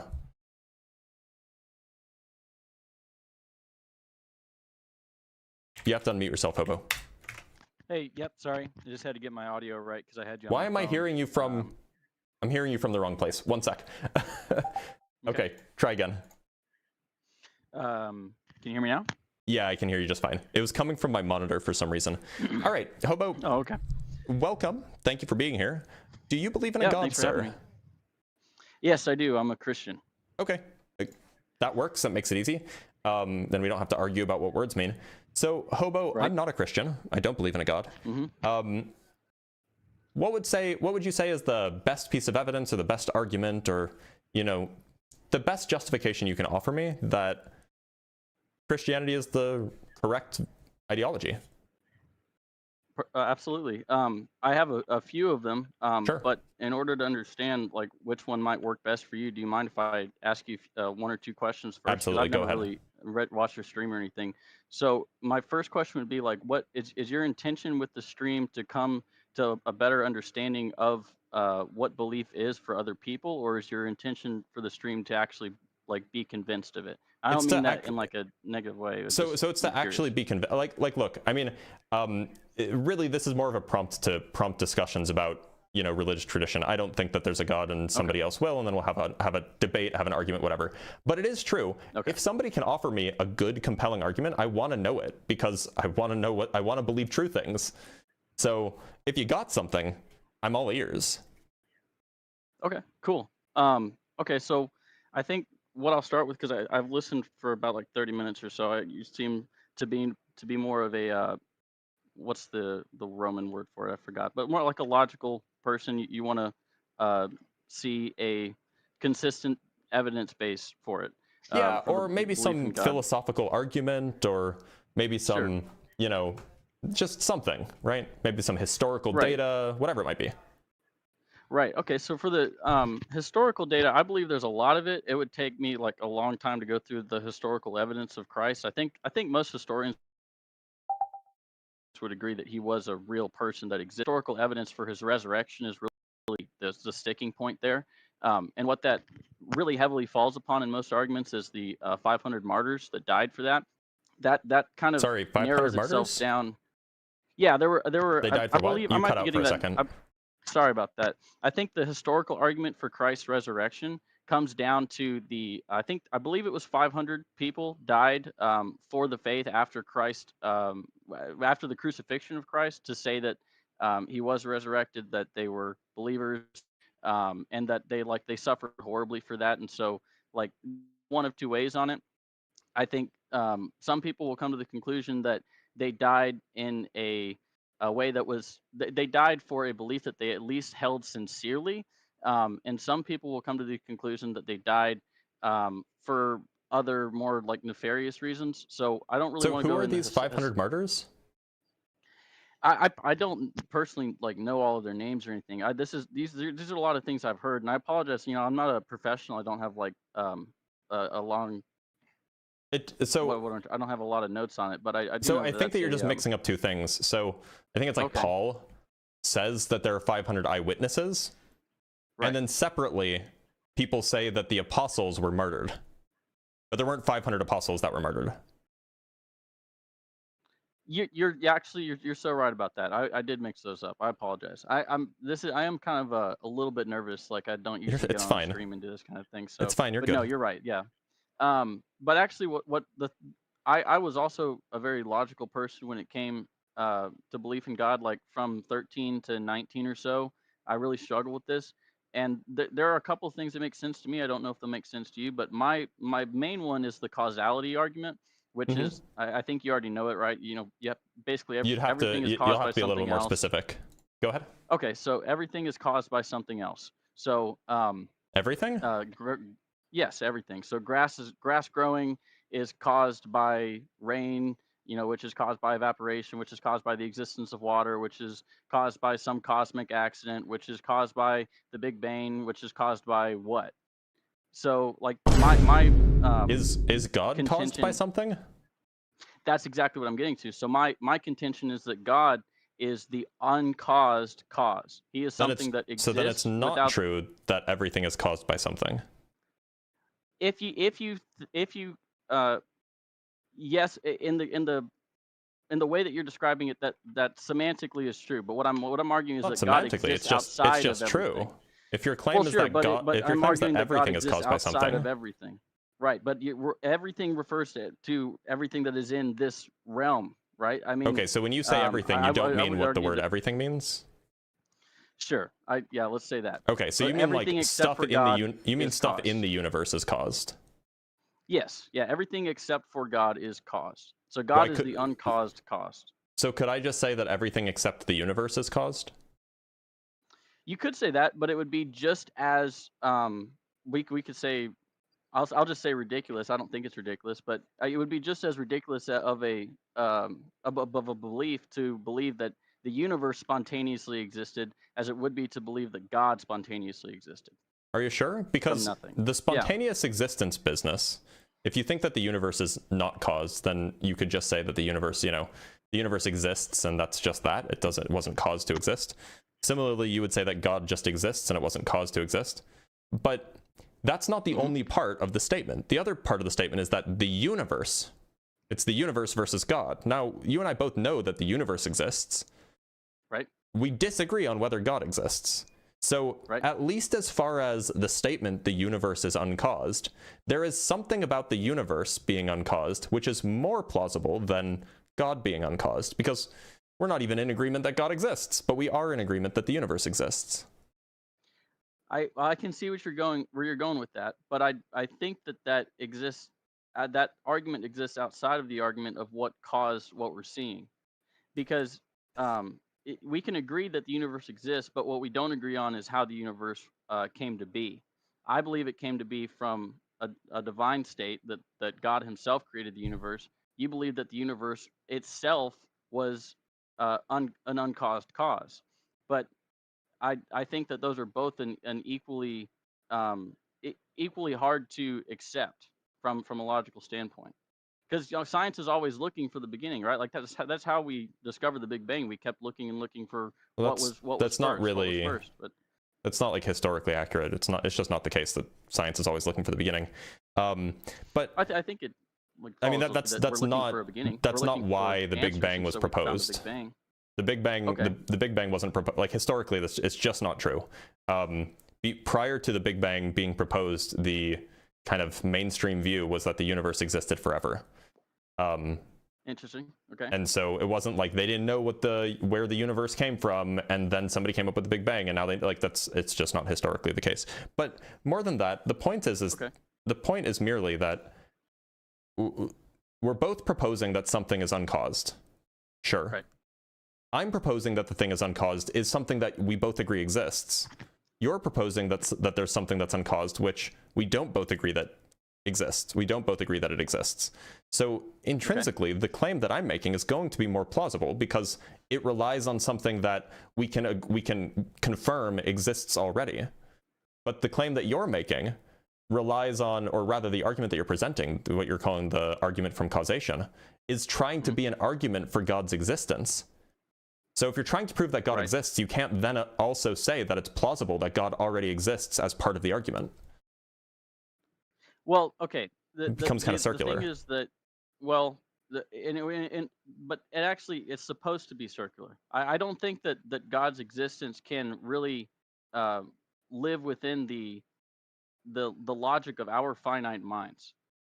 So it's not logical there's no logical way to believe that God exists? Yeah, exactly. No, that's exactly what I'm saying. I don't think that there's a way to have enough evidence. I don't think there's a way to have enough logical arguments. I don't think there's a way to get there through in such a way that you could scientifically prove the existence of God. I don't think that's possible. So you're telling me that it's not possible to logically conclude that God exists? Yeah, I think that there are ways that you can come close. I think that like the argument for causality is I think is a good example. I think that there's different things I could propose to you. Like I love Pascal's wager. I think it's actually fairly succinct and sound. But I don't think that you can convince one person, one person's mind, to believe in something if they need hard evidence. I think what has to happen is, I'm not asking for hard evidence. I'm just asking for an argument. Okay, what I'm arguing is that in order for somebody to um, take like you could call it a leap of faith, right? But let's not even put faith in the divine, right? Like let's say you're trying to uh, delve into a brand new topic that you have no idea about, or and that Sure. for whatever reason you need to become good at. You have to take it's sort of like this might be a funny example, but you remember like Jake from Adventure Time? Did you ever watch that?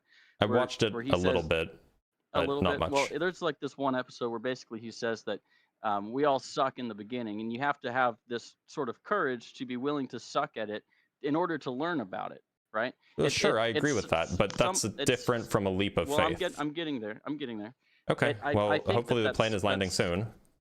sure. I think that that aligns somewhat with the feeling that the feeling of courage that it takes to admit that we don't know everything and that we can't know everything. Like I believe it. I could be getting it wrong. It might be Socrates or Aristotle. One of them, intelligent mind, is to be able to hold two ideas in contradiction that are both complementary and contradictory to each other, and hold them both as true. So that would indicate that there's no way that like fundamentally Socrates or understand each Plato other. said that. It was one of them. I know that's a So what's the quote? from A sign of an somewhere. I can look it intelligent up for you mind real quick. is Yeah. the ability to hold two views in contradiction. Yeah, or So to this hold is two arguments in so your head to at be once. clear, this is F. Scott Fitzgerald, who was an author, or someone else's. Yeah, apparently it's a quote from F. Scott Fitzgerald. Okay. And the idea is See, not I to could be believe butchering that that, both of sorry. them are true, but to hold two opposed ideas in the mind at the same time. Okay. Not well, not that's to. fine. It's just hold them both in this at the same hold. So I'll read the full quote. Before I go on with this short history, let me make a general observation. The test of a first-rate intelligence is the ability. Sorry, pop-up is the ability to hold two opposed ideas in the mind at the same time and still retain the ability to function. One should, for example, be able to see that things are hopeless and yet be determined to make them otherwise. This philosophy fitted onto my early adult life when I saw the improbable, the implausible, often the impossible come true. That's what the quote is. It's not about believing two contradictory things simultaneously. It's about recognizing, in his case, recognizing that things are hopeless, but still being determined to do otherwise. Okay. Yeah. Well, see that what if the idea of knowing everything or being able to prove like anything is hopeless and still being willing to continue otherwise? To me, Well, that I sounds wouldn't like grant faith. that. I think that we can know things. Well, I think we can know things. I just don't think that we can prove everything. And I So, think that but look, it's sort if your view is just that, and I'm not looking for proof of everything. Like there are lots of things that we can't prove, but we can still know them. Like for example, I can't prove that my wife loves me, but I definitely know that my wife loves me. So I don't need proof. It's enough that I have plenty of evidence, right? It just sounds like you're saying that it is impossible for you to even give compelling evidence that God exists. Yes, but I think that there are better arguments to convince somebody to take a leap of faith rather than to try to give an argument for the existence of God. I think it's better to give arguments towards pushing someone to have a leap of faith that there would be a God, and then to operate with that. Why is there faith required if there are arguments that lead you to believe it's true? No, that's what I'm saying. There are no. I'm trying to say that there are no logical arguments that can like fully, not maybe prove is the wrong word, but there are no convincing logical arguments because there's always logic that can be used to go against those arguments as well. That's why I'm saying I think it's a better argument to like I think that Pascal for me in my conversion. Sorry, you cut out for a second. You think that what? I'm sorry, my internet's not great. I said I think that Pascal's wager was a better argument for me that led me to conversion of faith than it was the cause of causality. Pascal's wager is like horrible. Well, why do you think it's that? Fundamentally because I flawed. think it's pretty clear. Because it assumes that the only two options are atheism or Christianity. No, I don't. Well, okay, but you could use that Pascal's wager with like you could flip it and just. If there's more than one option, suppose that if you allow for any possible God to be the option, and you have to compare all possible gods to atheism, then Pascal's wager fails immediately. No, I think it just leads you to be interested and dive into all the different religions. So suppose, is it possible that there exists a God who only sends atheists to heaven? Is there any precedent for that, or is that something that That you was my just made question. I'm up? asking, is it possible? I would find it might be possible because I don't know everything, but I would say that that's extremely unlikely. Okay, maybe it's extremely unlikely, but it's still possible. Maybe not plausible, Sure, but it's possible. I think it has absolutely no precedent, but I mean, that's Sure. fine if you want to make that I argument. mean, neither did Christianity before Jesus, right? But that doesn't, in your view, True, that but doesn't that make would be our Christianity true precedent. or false. So anyway, if this is possible, then you have to run the numbers on this possibility. So if you do believe in a God, then you go straight to the worst possible imaginable hell. If you believe in any kind of God, you go to the worst possible imaginable hell. And if you don't believe in God, you go to the greatest possible heaven imaginable. That's what this possible God, we'll call it atheismo, does. Sure. But So that's Pascal's wager creating- would then seem to indicate that you should not believe in any God. Yeah, it would seem to indicate that if you start with the presumption that if you're an atheist, you go to heaven. But that's That's a a presumption possibility. that I would yeah, that is a possibility. But I also think this is what I mean when I talk about how logical arguments can't bring you to God, because But so I was describing why Pascal's wager is nonsense. Yeah, but I don't know what you're trying to do. What it feels to me like you're doing is you're creating a presupposition that is just absolutely, and I'm not meaning to be rude, but in my opinion, it's asinine, because there's no precedent for that throughout all of human history.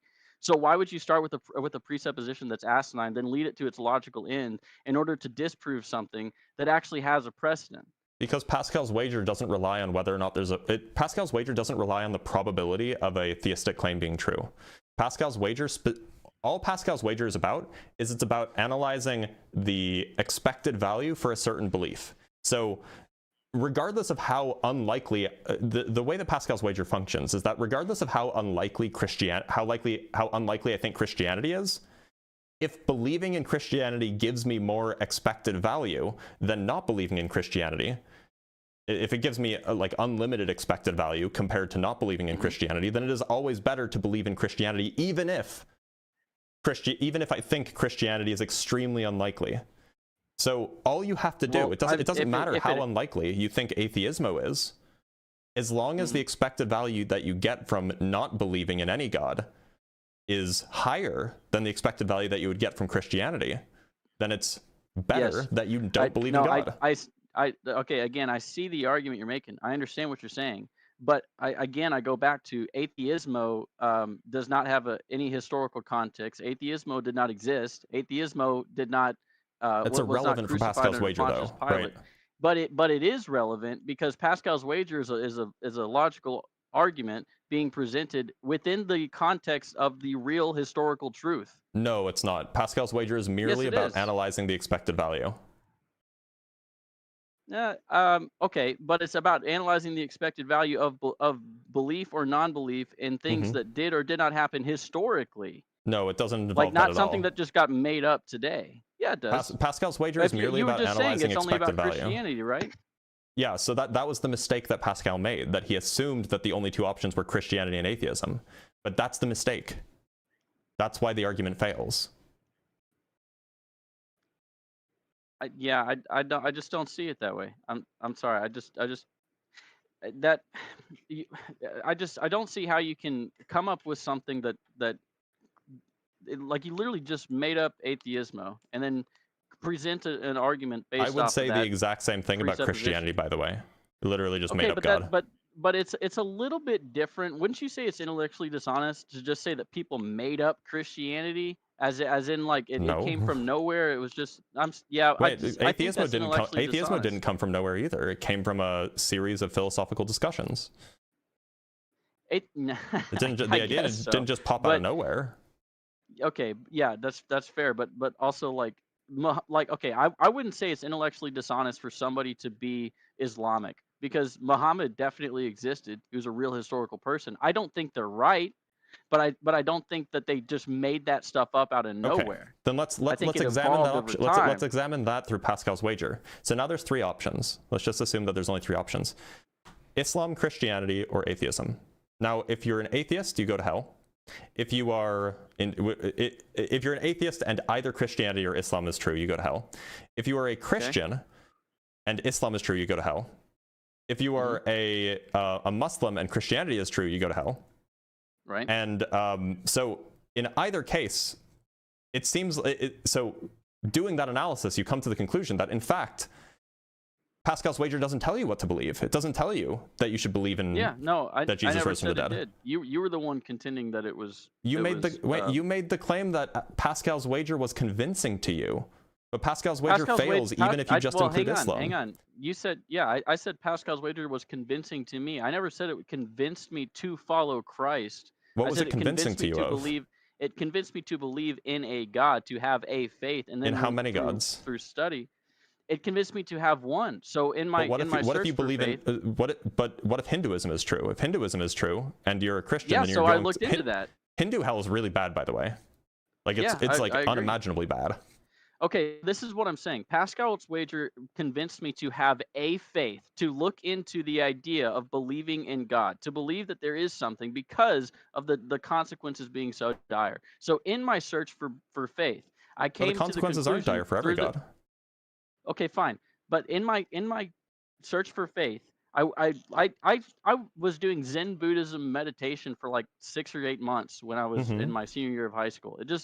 I went through a bunch of different things, and what I came to was listening to more educated people talk about the historical evidence for a Christ, and then for the evidence for the resurrection. I came to the idea that Christ was the answer because, in my opinion, and which is I'm not a scholar, I don't have a degree, but in my opinion, through my search, I found that most religions point to Christ. Like a lot of the Buddhists would say that he was a spiritual leader in some sense. I don't know if they called him a Buddha, but they say he's a spiritual leader.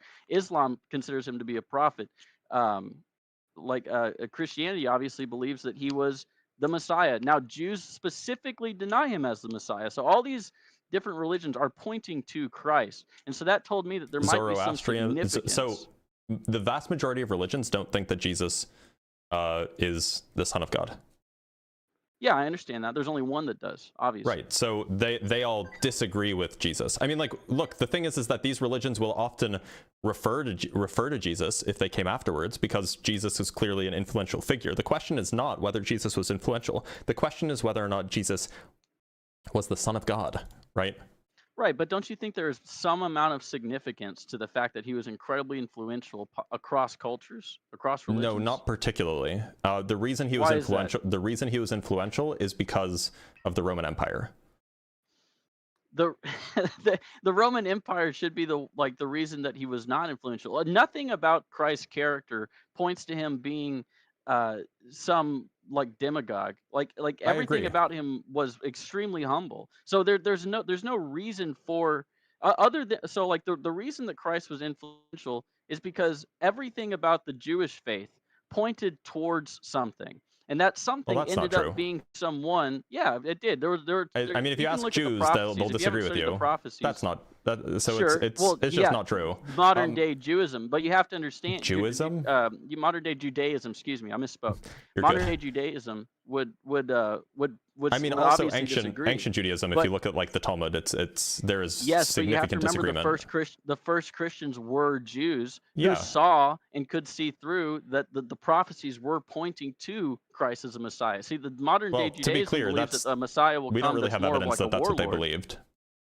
We have evidence that that's what perhaps the second or third generation of Christians believed. Well, we have evidence by the what am I trying to say? By the turn of the century. By the turn of the century, we have Christians believing this. We don't really know what was going on in the very the very first generation of the people who followed Jesus. We have Christian symbols dating back to when the Jews were hiding, or not the Jews, excuse me, when Christians who previously were Jews were hiding in the catacombs of Rome. We have the fish symbol, right? The Christian fish, right? Refers. Yeah, I actually don't know what the history of that is. Well, it's a Christian symbol, and it was discovered in the catacombs of Rome. It's called the ichthys. Yeah. So the first appearances of the ichthys in Christian art and literature dates to the 2nd century. So no, we don't have any evidence of this appearing amongst the first followers of Jesus. Okay. Well, this would you be know, like I 100 would- years after. But look, the point that I'm getting at is merely that there are, of course, religious traditions that view Jesus as significant because he was significant insofar as the Roman Church, or sorry, the Roman Empire converted to Christianity a few centuries later. And the Roman Empire also conquered basically all of the known world. So these ideas were influential because the Roman Empire made them influential. Right, but is it not significant to you at all that one man entered a historical scene, convinced a vast number of people to follow his religion, and then the largest empire on earth adopted that religion? How is that not significant? How Well, does that he not didn't point to convince a something large that number of must people to be follow at him. least somewhat true? He didn't convince a large number of Well, people to follow of him. course That's he the did. issue. What do you No, mean? he was alive. No, he didn't. Well, okay, okay. His being, his death, his resurrection. The people number of who people. worshipped him convinced people to believe, convinced mostly non-Jews to believe in him, to believe in this religion. It wasn't Jesus that did this. And Okay, yeah, so I mean, this is how cults So spread. you're arguing that people would believe his followers and not him. No, it's just historically the case exactly, that not very many people were. He didn't have that many followers. He had some. He had, you know. Well, yeah, you know, we you're could, right. We could I probably think say that that he might be had because like it's hard to a have few an dozen, Instagram maybe 100. following in 0 AD. Like, yeah, There it's is not no 0 exactly AD. easy. Okay, man. Come on. Let's not. I'm just saying at the beginning of the Christian calendar, like in Jesus's time, it's not really easy to reach a vast number of people. They literally could only talk to as many people as could gather around in a circle and hear them. So of course he didn't convince a large number of people when he was alive. The story of his existence, the story of his death, his crucifixion, his resurrection was propagated throughout a large population. Right. And It's then the that story story. became belief. It's the story. Yeah? I mean, It's what's not your point? him. That's him? He is the story. What are we Do you even think- talking about? Look, okay. Do you understand that the story about someone can be different from the person themselves? Yeah. Okay, that's the claim I'm making. Obviously, the story was influential. So you're just arguing that everyone's wrong. Like the story wasn't how it panned out. Stories can be exaggerated. Okay. So are you arguing that most of history as we know it is exaggerated then? Because I No. mean there are less historical documents that prove that Alexander the Great existed than there are that Christ existed. I don't think that's true. You can Google that. Yeah, okay. Okay, if we go look at, so there is one, so most primary sources written by people who actually knew Alexander or who gathered information from men who served with Alexander are lost, but a few inscriptions and fragments survive. So we actually do have some inscriptions and fragments about Alexander the Great. Some Hold on, primary please, I'm in the middle of a sources. sentence. A few inscriptions and fragments survive from people who knew him personally. These are contemporary sources that were written at the same time that Alexander the Great was alive. We have a few. We don't have like full written documents, but we do have a few that are like fragments and inscriptions about Alexander the Great that were written down at the same time as Alexander the Great being alive. We don't have any of that for Jesus. We have no contemporary sources for Jesus whatsoever. No. We have no hard proof that the Gospels written by the disciples did come from that time because we don't have original source documentation. That's not the same as we don't. We do have original source documentation for Alexander the Great. Okay, but we don't necessarily. Okay, we have evidence. I forget. I don't know who wrote it down, but I know that there was I think a scholar in ancient times that wrote about a man named Christ or Christ Jesus being crucified under Pontius Pilate. And this was completely outside of a religious context. This You're was just in referring a to historical context. Josephus. Josephus wrote in his Antiquities of the Jews, he wrote like 60 years after Jesus died that there was this Jesus figure. Yeah, so this is not contemporary with Jesus. And in antiquity, that's not a very long time in antiquity. So to be clear, you made the claim that we have more sources for Jesus existing than we do for Alexander the Great. It's not true. We have contemporary sources that survived from Alexander the Great's time. Primary sources written by people who actually knew Alexander. We have nothing like that for Jesus. Okay. All right. This is just one of those things that people say that they never actually look into. All right, I could be wrong about that. I'm sorry if I brought that up. It's fine. I mean, you're allowed. It's okay to like not know something. I'm just saying, like, this is, you know, something that's worth checking out, because like there is so much historiography that we have for Alexander the Great, like overwhelming amounts, including primary sources. Yeah, that's fine. I think that you're right about that. My fault, but I think we're getting what I was initially just trying to not partake. What I was initially trying to give to you was my experience of coming to Christ through a logical, what I think is a logical way. I went through Pascal's wager and decided that it must be possible that a God exists. It must be at least possible that a God exists. Then I explored different religions. I saw that that's not what Pascal's wager is about.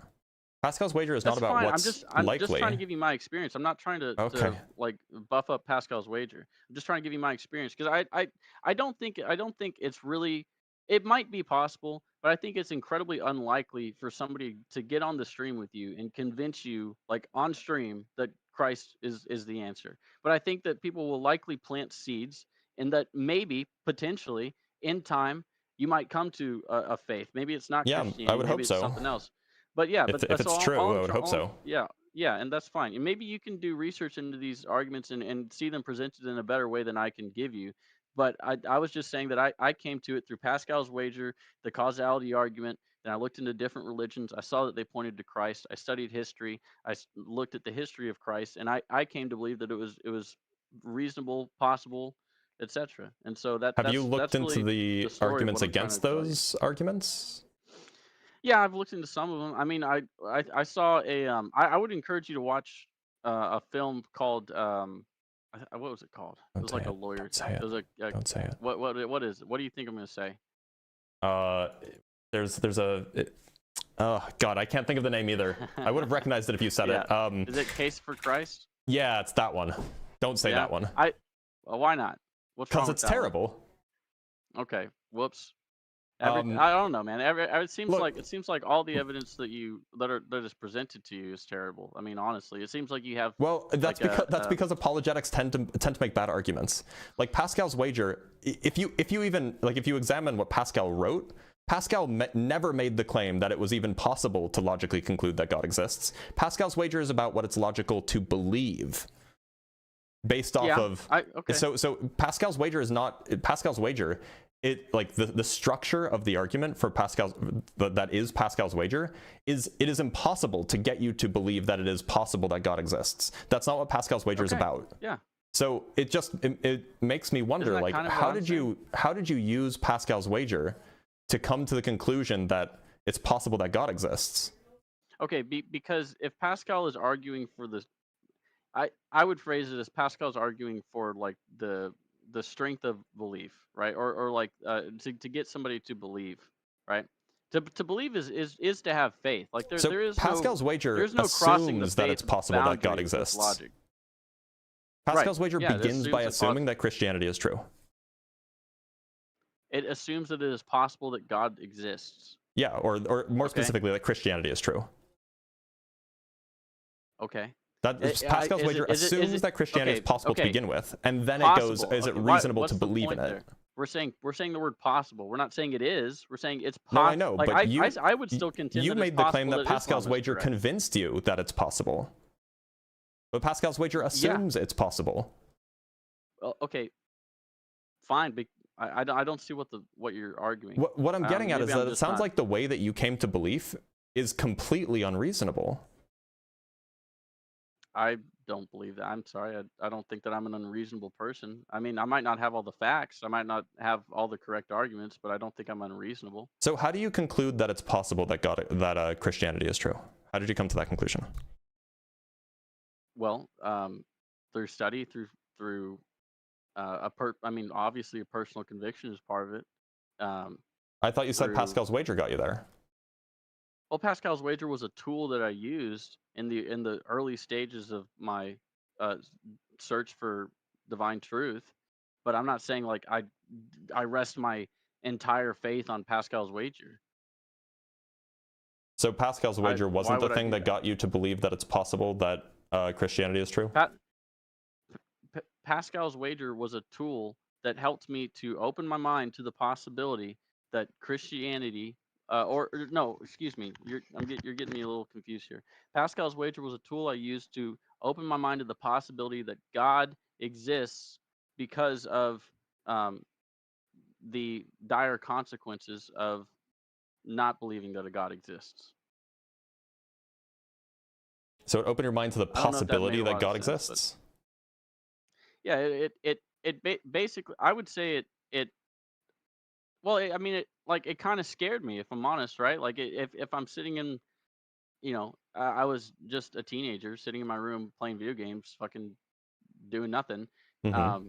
and so sort of wasting my life away, right? And so I heard this argument that said, hey, if there's only really 4 possibilities, if it is true that Christianity exists, then there's only 4 possibilities. So if that's true, maybe try believing in it, and otherwise there's going to be some pretty dire consequences. And I said, If oh it's shit, so, that might be true. So so maybe that, just that's only possibly, the if I don't case. know everything. That's only the case Yeah, it's only if the it's case if possible that Christianity Christianity is true. Yes, but why would you even contend that it's not possible that Christianity Well, is look, true? I'm not saying that you have to believe that it's like impossible or whatever, or that's where you have to start. But I keep asking you this question and explaining why this is like Pascal's wager doesn't help you, and then you just keep asserting that Pascal's wager is how you got there. Like, surely Christianity has to be possible in order for Pascal's wager to make any sense, right? If it's not possible, then there's no concern over what if it's true, because it's not possible, right? So you have to assume that it's possible. And then I ask you how Pascal's wager is involved here, and you say, oh, well, Pascal's wager helped me believe that it's possible. Okay, So, I see what you're saying. I see what you're saying. But what you're also contending that, like, if it's not possible, then there's no reason to even think about Pascal's wager, right? Yeah. If Christianity is not okay, that's great. But how can you know? Like, I think that's arrogant. I think it's just arrogant to contend that a major world religion that billions of people follow is just absolutely, there's no possible way that can be true without at least studying it and trying. I think that's an arrogant position to say take. that I'm not familiar with Christianity is a little bit of a stretch. No, look, I'm sorry, not even I here didn't making mean to the contend claim that you weren't familiar with it. I was talking about myself as a teenager, right? Like, I'm sitting there in my room thinking, I don't know anything about this, right? So how can I just sit here and contend that it's not possible? Look, I should at least look into it. I'm not saying that it's unreasonable to just be like, yeah, like, if I don't know anything, like, it's at least like possible that I could be wrong, and maybe Christianity is right. I'm not saying that. What I'm saying is that, and maybe this was just like a miscommunication or something, but it sounded like you said that what got you to believe that Christianity was possible was Pascal's wager. But it seems like you already believed that Christianity was possible. You were just looking for a reason to think that it's true. Yeah, I'm sorry. Pascal's wager gets you to a reason to believe something is true once you agree that it's possible. That's kind of the point of Pascal's wager. Yeah, but I agreed that a lot of things were possible because I felt like it was arrogant to contend that almost anything was impossible because I had no idea. I was, what could a teenager possibly contend is impossible other than like the blatantly obvious, humans can't flap their arms and fly kind of shit. So let's say that you're a teenager, you don't know much, so you think that Christianity is possible, but so is Islam, so is Shintoism, so is Buddhism, so is Hinduism, so is Judaism, so is Zoroaster. All these things are possible. And then you go do Pascal's wager, and you're like, okay, well, if any one of these are true, then like, and I don't believe, then I'm screwed. So let's believe let's think that at least one of them is true. Fine. And then you go to the causality argument, and that doesn't rule out anything because all of these kind of major belief systems, they're all going to have some sort of explanation for where the universe came from, right? So then how do you go from, there is some explanation for the universe to that explanation is Jesus, and Jesus resurrected after he was killed, and so on and so forth. How do you go from there is some explanation for the universe to Christianity? Okay, well, through a couple different ways in no particular order. One, I mean, I would say the fruits of people's labors sort of pointed me to what would be more morally correct. I saw Christians acting in a way that I would instinctively find to be more morally correct. Really? Than, yeah, I would. I mean, you now, were in not high all school, of so them, you not- had taken maybe like not- history class, right?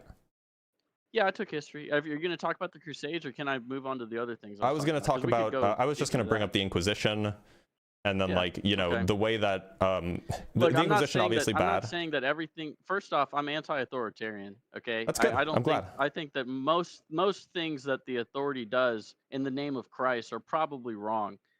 Okay, I'm not talking about that. I'm talking about individual Christians that I would meet in But, person. I think I mean, they like act in a individual peoples more, of all faiths tend to be good. yes, but I could feel that there was something wrong about, like, okay, maybe the current modern evolution of the Latter-day Saints doesn't do this anymore, but Mormons having more than one wife, I thought that was just despicable. It didn't Well, make but any what sense about to me without being a Christian. Christians owning slaves? I think that's despicable. Yeah, I would agree. I don't think the Bible argues that you should own slaves. Well, it There's says that you arguments in the can Bible. own slaves. It was, yes, speaking to a certain people at a certain time. So before can Christ, Jews own slaves? according to their religion, they can. I think so. I'm not. Well, according I'm to not a Jewish Christianity scholar, too, I don't right? know. No, I don't. No, not according to Christianity. The arguments against slavery were definitely from a Christian perspective. The I don't arguments think for that's true at Christianity all. were also from a Christian perspective. Well, sure, but that doesn't mean that they're right. Just because the two things exist doesn't mean that. Right, Like, so it both doesn't of seem them like are- Christianity was the deciding factor here. Look, so it seems like any time that you interact with like a normal person on a normal day, they're going to be a decent person. Like most people are decent. I think that this is probably true. And it just so happens that Sure. most of the people that you're going to interact with, if you sound like you're American or at least Canadian, most people you interact with are going to be Christian because that's the world that we live in the West. But, Sure. you know, I went to Nepal for my brother's wedding But like a year and a half okay, ago. I also, to be fair, I also live in Houston, which is an incredibly diverse city. Yeah, diverse. It's diverse as far as perhaps ethnicity, but I don't think it's diverse in terms of religion. I mean, where do you live? I live in Phoenix, which is also Okay, well, pretty I live in homogenous. Houston, I can tell you, there's a lot of different religions here. Like, there's Okay, so Muslim I just pulled up the temples or data. Muslim mosques and stuff like that. 72% of people in Houston are Christian. 21% are unaffiliated. 2% are Muslim, 1% are Jewish, 1% is Buddhist, 0.5% is Hindu, and 1.5% are other faiths. So the people who hold I guess other it depends religions on make what up less part than of 5% of Houston Houston. Well, sure, but also Houston's a massive area. I mean, most of those statistics probably come So from the outskirts 95% of Houston. people are either going to be 95% of the people that you meet are either going to be in Houston or either going to be atheist or Christian. Okay, well, that's fine statistically, but my personal experience is I've met a lot of Muslims, a lot of Jews, a lot of Hindus. And are you I saying that actually- Muslims and Jews were like worse people than the Christians that you've met? No, I don't think that they're less decent people. I think that their morality is less appealing to me on a fundamental level. I don't think that their morality is correct. That doesn't mean that they're indecent people, or they're not sincere, or they're not worthy of How do you respect. It just evaluate means I the don't quality agree of with their morality except through their actions? Excuse me, sorry, say that again. How are you evaluating the quality of the individual's morality? That's a good question. Well, okay, so let me say this. I mean, somehow you're doing it, right? Well, sure. Let me tell you how I came to not really not accept the Mormon theology and morality. Okay, my my ex-wife was a Mormon, and then she converted to Catholicism. So all of her family was Mormon, and we would go over to their house, and I would ask them all kinds of questions about their theology, about the different like levels of heaven and stuff that they had, and how the church went from being called Mormons to being called Latter. Oh, where'd you go? I found them to be very. I'm sorry. Can you hear me? No, you're good. I can hear you. Okay. So, and anyway, through their explaining their theology to me, I found it to be interesting. I found them to be speaking sincerely. I didn't find them to be bad people, but I just fundamentally disagreed with their theology, because it just I thought didn't, we were it talking about didn't morality. speak. Yeah, well, their theology is sort of intrinsically tied into morality, right? The theology is more like the story about, like, it's like an understanding of how God works and what God is and the relationship between God and man and these kinds of things. Morality is, I mean, if you're a religious person, morality often comes from God, but you know, just because, Right. like, you mentioned morality, and now it sounds like you're going to say that, well, their heaven doesn't make sense, or, you know, the way that they proselytize doesn't make sense to me. Like, okay, I was just trying to tell you, like, I was trying to wrap my brain around how I assess somebody's morality, and I was getting into I was trying to get somewhere with that, sort of trying to tell you to sort of myself think a little bit about how I would assess somebody's morality. I was just saying that maybe I was rambling a little bit, but what I'm getting at is that they were telling me about the Mormon practices, the Mormon, I guess you could call it doctrine, right? About you know, their doctrine would say, you know, you can't have caffeine, no sex before marriage, other things like that that directly pertain to the moral actions of a person, right? Sure. Now, some of their morality was absolutely convincing to me and made perfect sense, and just instinctively, and then some of it didn't. And what I came to eventually was actually more recently, in the past 2 years or so, I'd been a Christian for a while, but I eventually came to the what's the word, denomination of Reformed Presbyterianism. So that's where I landed eventually. But I'm saying that, like, how I evaluate the morality of another person, I guess to me it feels instinctive, and as a religious person, I would define that instinctive feeling towards knowing what is true and what isn't as like divine inspiration, or divine direction. So there's not really like I don't want to say objective, but there's not really like a rigorous or standard way that you can use to evaluate the morality and figure out which one's correct.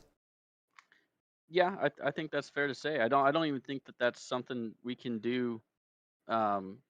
Like I was trying to, like, this is another thing that I don't think we can really do logically. Like, I think that it really does come from God.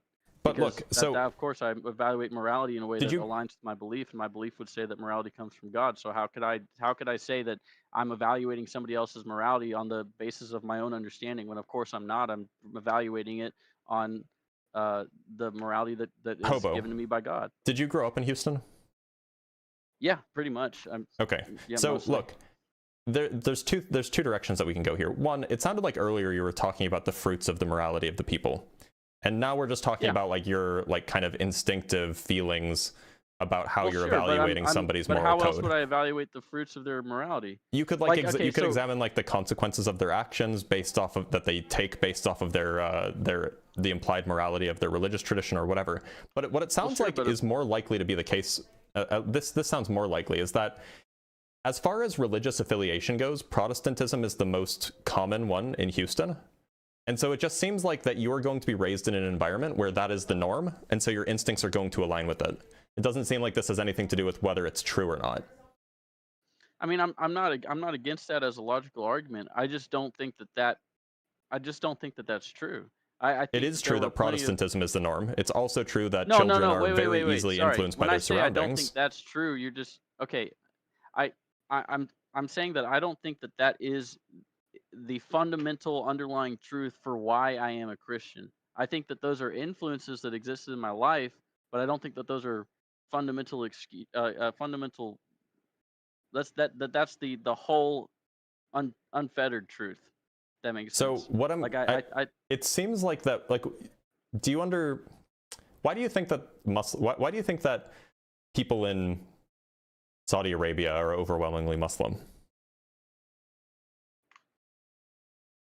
Is that like a trick question? Like, not a trick question. Like their surroundings. Like I'm not debating. I'm not trying to say that that's not a good argument. I just am saying that I don't think that's true for me.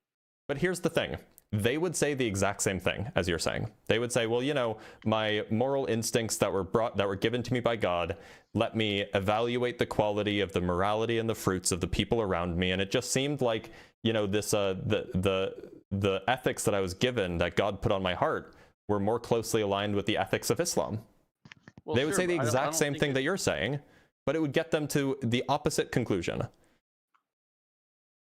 Okay, So well, it can't be that that line of reasoning is correct if you're able to use that same line of reasoning to come to the opposite conclusion. Okay, that's a solid point. I don't really have a contention against that. I can only speak from my personal experience, and my personal experience isn't that like I was raised in the church and that I even had a large amount of people that I interacted with. Sure, like people on the street or at the store were probably Christian. I never really spoke to people in public about my faith. I did a lot of my own seeking through just my own research through the internet and choosing different churches to go to. I went to Catholic mass many times. I went to the synagogue once or twice with. I've been around. I'm not saying that like I just don't think that the environmental argument applies in a deep, meaningful way to me. And I understand if you think that that's not a good argument, but that's still what my contention is. I think that's my personal experience. Okay. I mean, like, well, I'm not here to tell you that your personal experience is wrong. Well, maybe I am, but this is to say we're probably at an impasse here, so I'm going to let you go. Yeah, but thank you for being here, Hobo. Fine. No, yeah, thanks for having me. I appreciate you. Take care. He was nice, if wrong.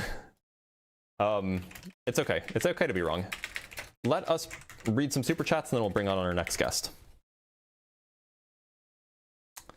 From Ekipo with the €5, believing two contradictory ideas at once is doublethink, and it's from 1984. Yeah, that's true. From Mindforged Manacle with the $5, that claim about Alexander the Great is an old apologetics canard. It's not true. It's just disagreeing with me as entails ditching all of history. Yeah, it's just false. It's strictly false.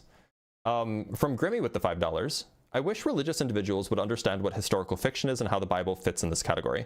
Well, I mean, it's not necessarily just historical fiction in the modern sense, but it's a kind of historical fiction, yes. That reminds me, I need to go look at my super chats. Sorry, my cash apps. From Mindforged Manacle with the $10, don't forget the Iraq War. Bush had then said to French President Chirac, that when he looked at the Middle East, he saw Gog and Magog at work and the biblical prophecies unfolding. Yeah, it's cringe, right? Bush was cringe. From Riddell Castro with the $2, hope you're having a good one. I am. Thank you so much. It's appreciated. And from Grimmy with the $5, Guest is anti-authoritarian but believes in a god and religion that is based on authority. Seems contradictory. I just let that one slide. And from Lost in FRP with the 110 Turkish lira, love your streams, thanks. Your stream is the background music while I'm designing a historic mission to the moon in KSP RP1. Thanks to you, I started playing KSP again after a long time. Well, have fun with that and good luck. RP1 is challenging but not impossible. All right, I just want to make sure that I don't miss the cash apps that I got. So I got a cash app from Robert with the $2 for thanks for the great work. Hope you're feeling better. I am. I'm feeling a lot better. From Grimlock with the $10 for your continuous hydration reminder. And from Shay for calculating with the calculator, right? It's very, very much appreciated. Thank you so much, Shay, for the $50. It's very generous as always. Shay is a regular contributor, as is Grimlock, as is Robert for that matter. All right, let us bring up our next guest. By the way, somebody in the comments, and I don't know when this was, kept accusing me of being a dialetheist. I'm not a dialetheist, and I've never claimed to be. So it was a weird accusation to make. All right, let us bring up, I don't know if this person actually is serious, but let's talk to Uncle Grandpa because they've kind of been begging to come up for a while. Uncle Grandpa, do you got something worthwhile to say? Yes, I do. Dr. Blitz, I just want to start by saying I'm glad that you are healthy and that everything came through with that. I watch you all the time. I think I appreciate that. Very cute. Yeah, no, I'm so everybody in the comments saying I'm not a scientist. I was a neurobiology, physiology, and behavior major from UC Davis. I'm not gonna say where my master's and PhD Based are UC from. Davis. I'll say the fields though. Yes, That's right. That's where I went to grad school. I love UC Davis. But I started at community college. I started off at Los Medanos Community College in Pittsburgh, California. So, I had a hard time in high school. Oh damn! I have Sorry, an I have eidetic to turn your volume down. Oh, That's sorry. my Yeah, fault. no Okay, volume should be fine now. You're good. Okay. I debate. I just started doing debates, so I've only been doing this for like 3 days. I debated Dean already and Parker about Trump, which they had to kick me from the live because they said I was a troll. Then they couldn't approach my argument you because I wrote trolling? a both valid. No, I wrote a valid Okay. and sound argument that Trump should win in 2028, and they weren't ready for it. I've been making this debate for days, weeks. You know, I spent lots of time on it. They just weren't prepared. Okay, well, let's hear the You're valid prepared and sound though, because argument you here. know more about quantum physics than I do. So Sure, so let's hear you'll the valid and sound probably argument. be able to find the holes. Also, by the way, Yes, that's a I have crazy a valid and claim. sound argument about a quantum god. It is, by the way, it is absolutely a crazy claim that Trump should be elected in 2028, but we can skip right over that. No, I'm going to come back to one of your quantum political god. lives, and I want you to pick me apart on that because I like. Okay, okay. So quantum god. Just before we begin, can we talk about what it is, the god that you believe in? Yeah. So I've seen you debate people before on like their like personal idea of like what God is, right? I don't have like a Christian or Muslim or like Catholic. That's not my thing. But you do believe So I'm in coming some from, like what is this god that you believe in? Is it something with a mind?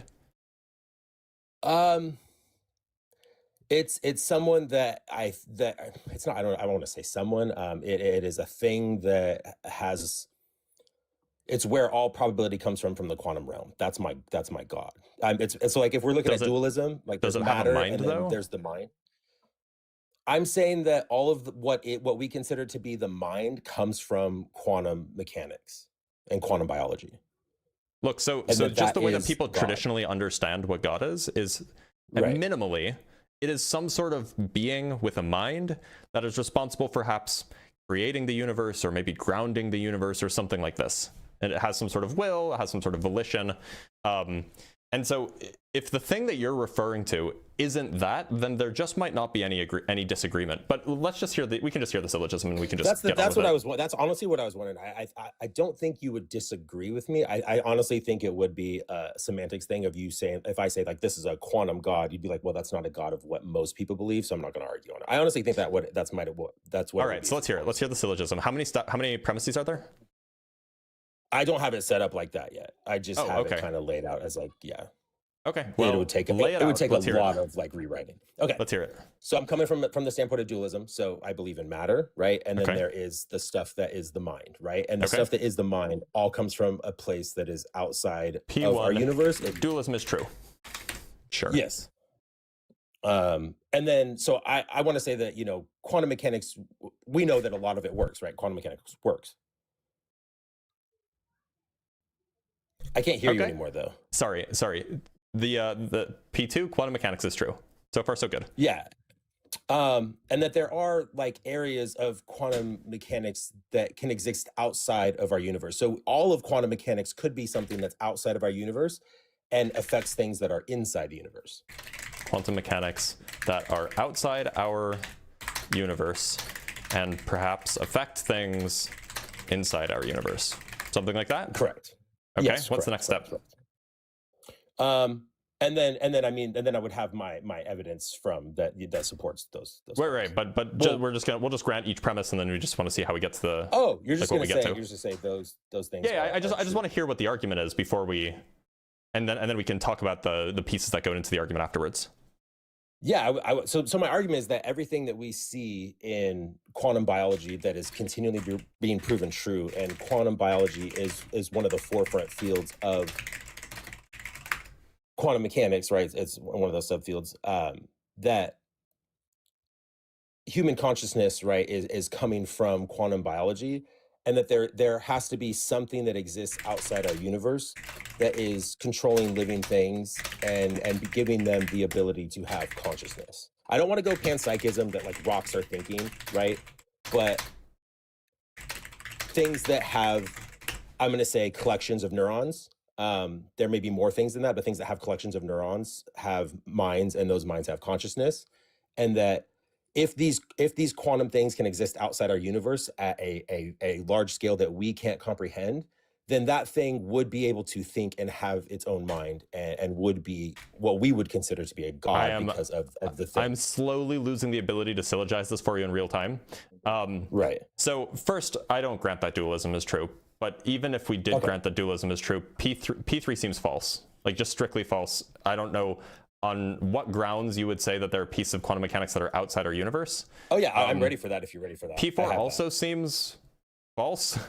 Or at least definitely not, there hasn't been given, we haven't seen sufficient evidence that demonstrates it's true. I'm ready so if for you that, wanna, though. I'm ready yeah, for okay, that. okay, so let's hear, what's the explanation for why you think there are pieces of quantum mechanics that are outside our universe? Pre-space geometries. Why would that be outside our universe? Physicists have shown that quantum geometries can exist outside of a space and time. Are you taking our universe to just be space-time?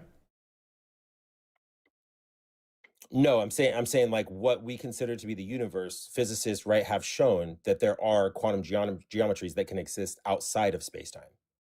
Are you saying that the universe already has it things includes all outside that of space-time?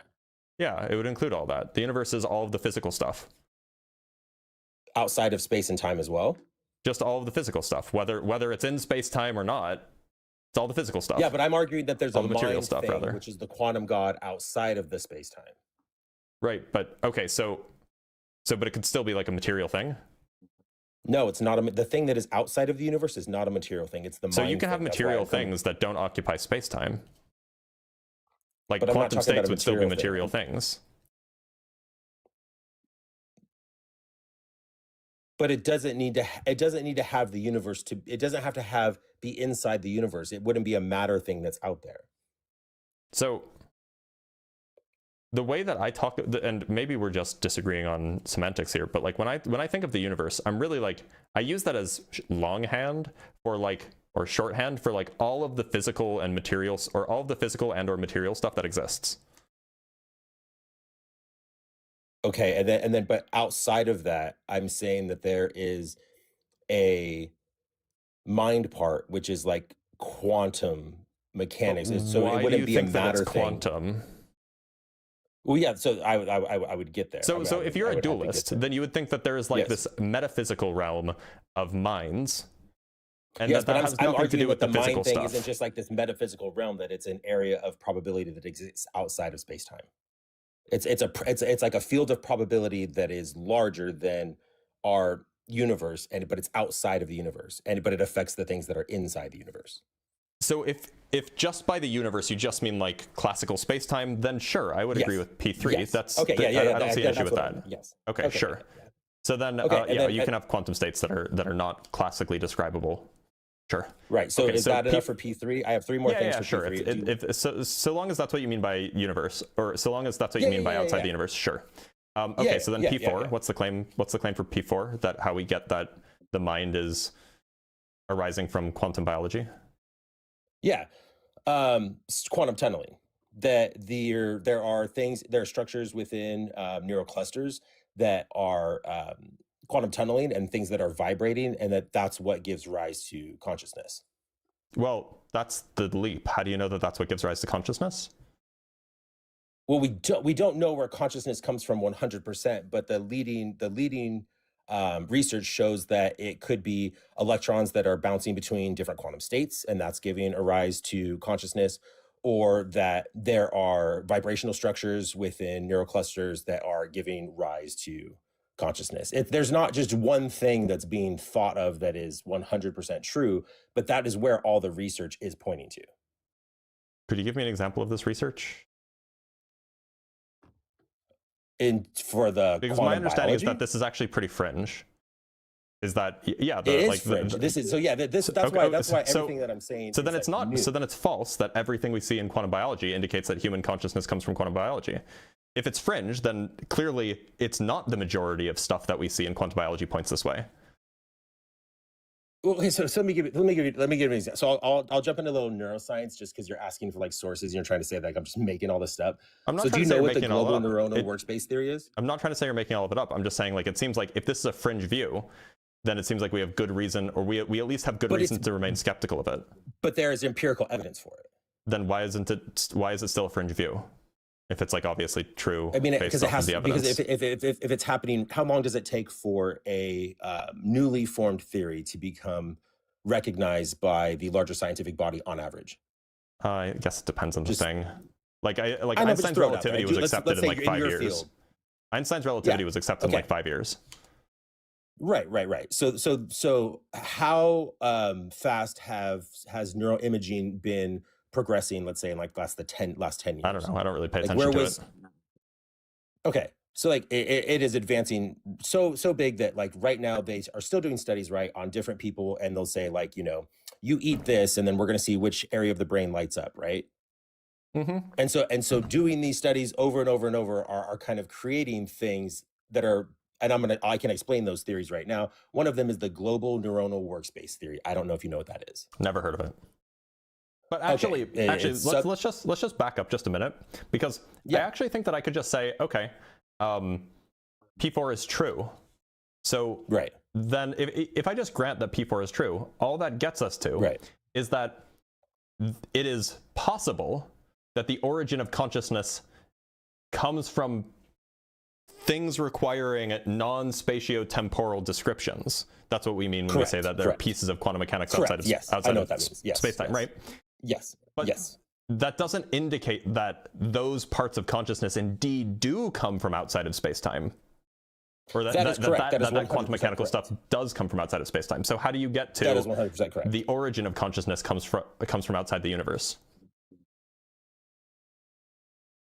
Well, so that's the part that I have to try to argue to you. That's the part I have to try to convince you that what I'm thinking is true. And then you may destroy that right now, and I would have to concede to you 100%. Well, okay, so what's the argument? So suppose I grant that consciousness has its origins in quantum mechanics, maybe via tunneling or whatever.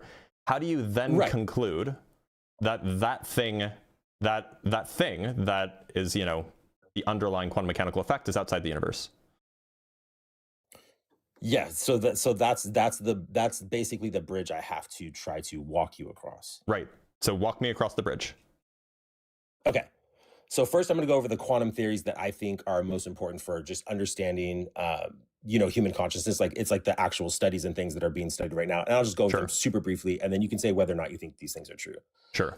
So orchestrated objective reduction. So this is Roger Penrose and Stuart Hameroff. Yep. You know about them? I do. You know? Do you know the study? Or you can just say that you already know? Yeah, that I'm familiar with it. Is pretty much the microtube. Okay. Quantum biology and electromagnetic fields. So John Joe McFadden. Not familiar with it. Okay, so he's proposing that consciousness emerges from electromagnetic fields generated by neural networks, and that aligns with what I was talking about with quantum biology. It's already been proven quantum biology exists in things like photosynthesis, bird migration, stuff like that. Okay, so his main thing is that there's quantum processes that underlie major biological phenomena, including consciousness, and so that. So just to be clear, I'm granting for the sake of argument that consciousness arises from some quantum mechanical process. Correct. So how do you then infer that this is a non-spatiotemporal quantum mechanical process? Yeah, I just have one more thing, and then sure. Go ahead. To that. Yeah. So the last one is quantum information science. So this is a really new approach, and this one is saying that consciousness can be understood as. Oh, so are you okay with saying that human consciousness? There's a lot of evidence saying that it could be an information structure, such as like some type of quantum information. So it's going to be an abstract, cosmically based bit.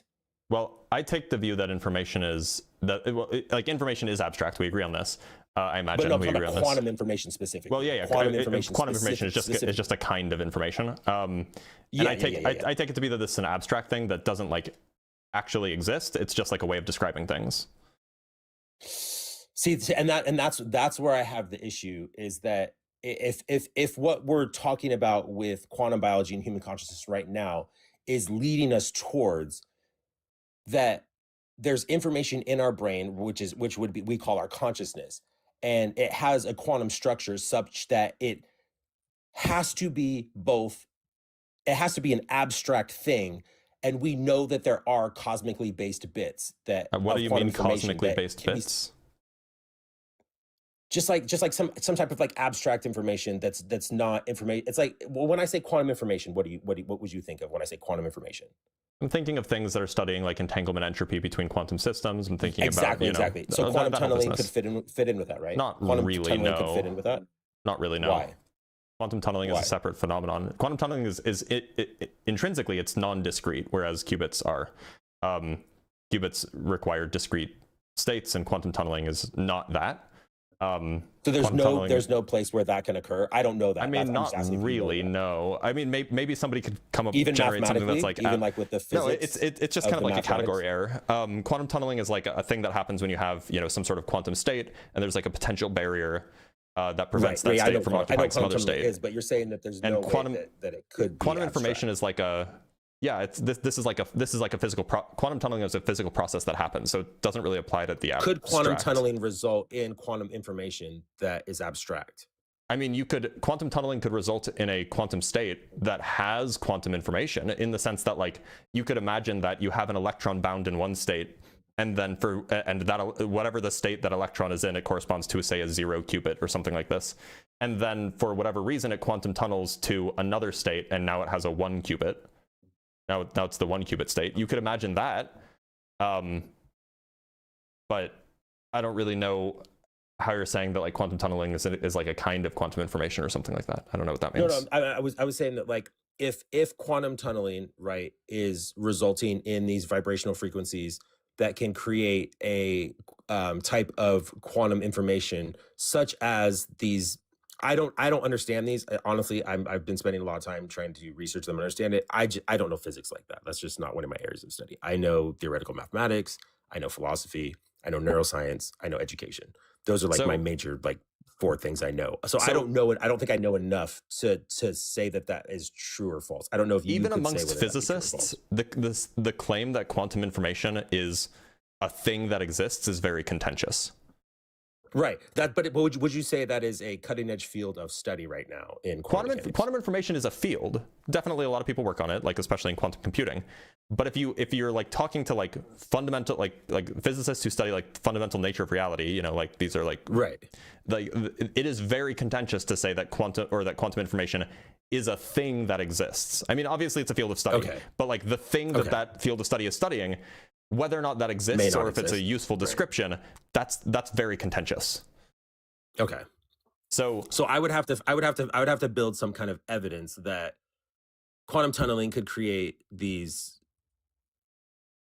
quantum information, and that I would have to prove that it existed abstractly and could be in a collection of a being that we could call a god that's outside of what I would say is the physical universe. There's a few steps that you would need. You would need to first show that quantum tunneling is the thing that gives rise to consciousness. We already know that's pretty much. There are studies that have shown that that's pretty much true. That seems really like maybe you're talking about a study that came out like last week or something, but I feel like that this would be something that would be like, if this is the case, then this arguably like solves the problem, the hard problem of consciousness. So like I'd be very, very, very skeptical of this. So yeah. So no, I'm not saying that this solves all of those types of problems that we have with what we do know, and so what I am familiar with, and this is like the hammer off thing or whatever, right? Is that like there are certain phenomena that take place in the brain when the brain is awake, compared to when the brain is asleep. And when the brain is awake, there's like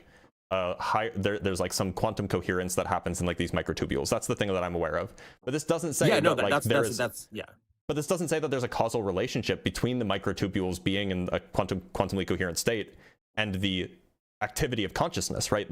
That is a correlation. The causal relation could go in the opposite direction. The causal relation could be from some third party that causes both. This is not evidence that there is a causal relation between the tunneling and the conscious, or the coherence and the consciousness, right?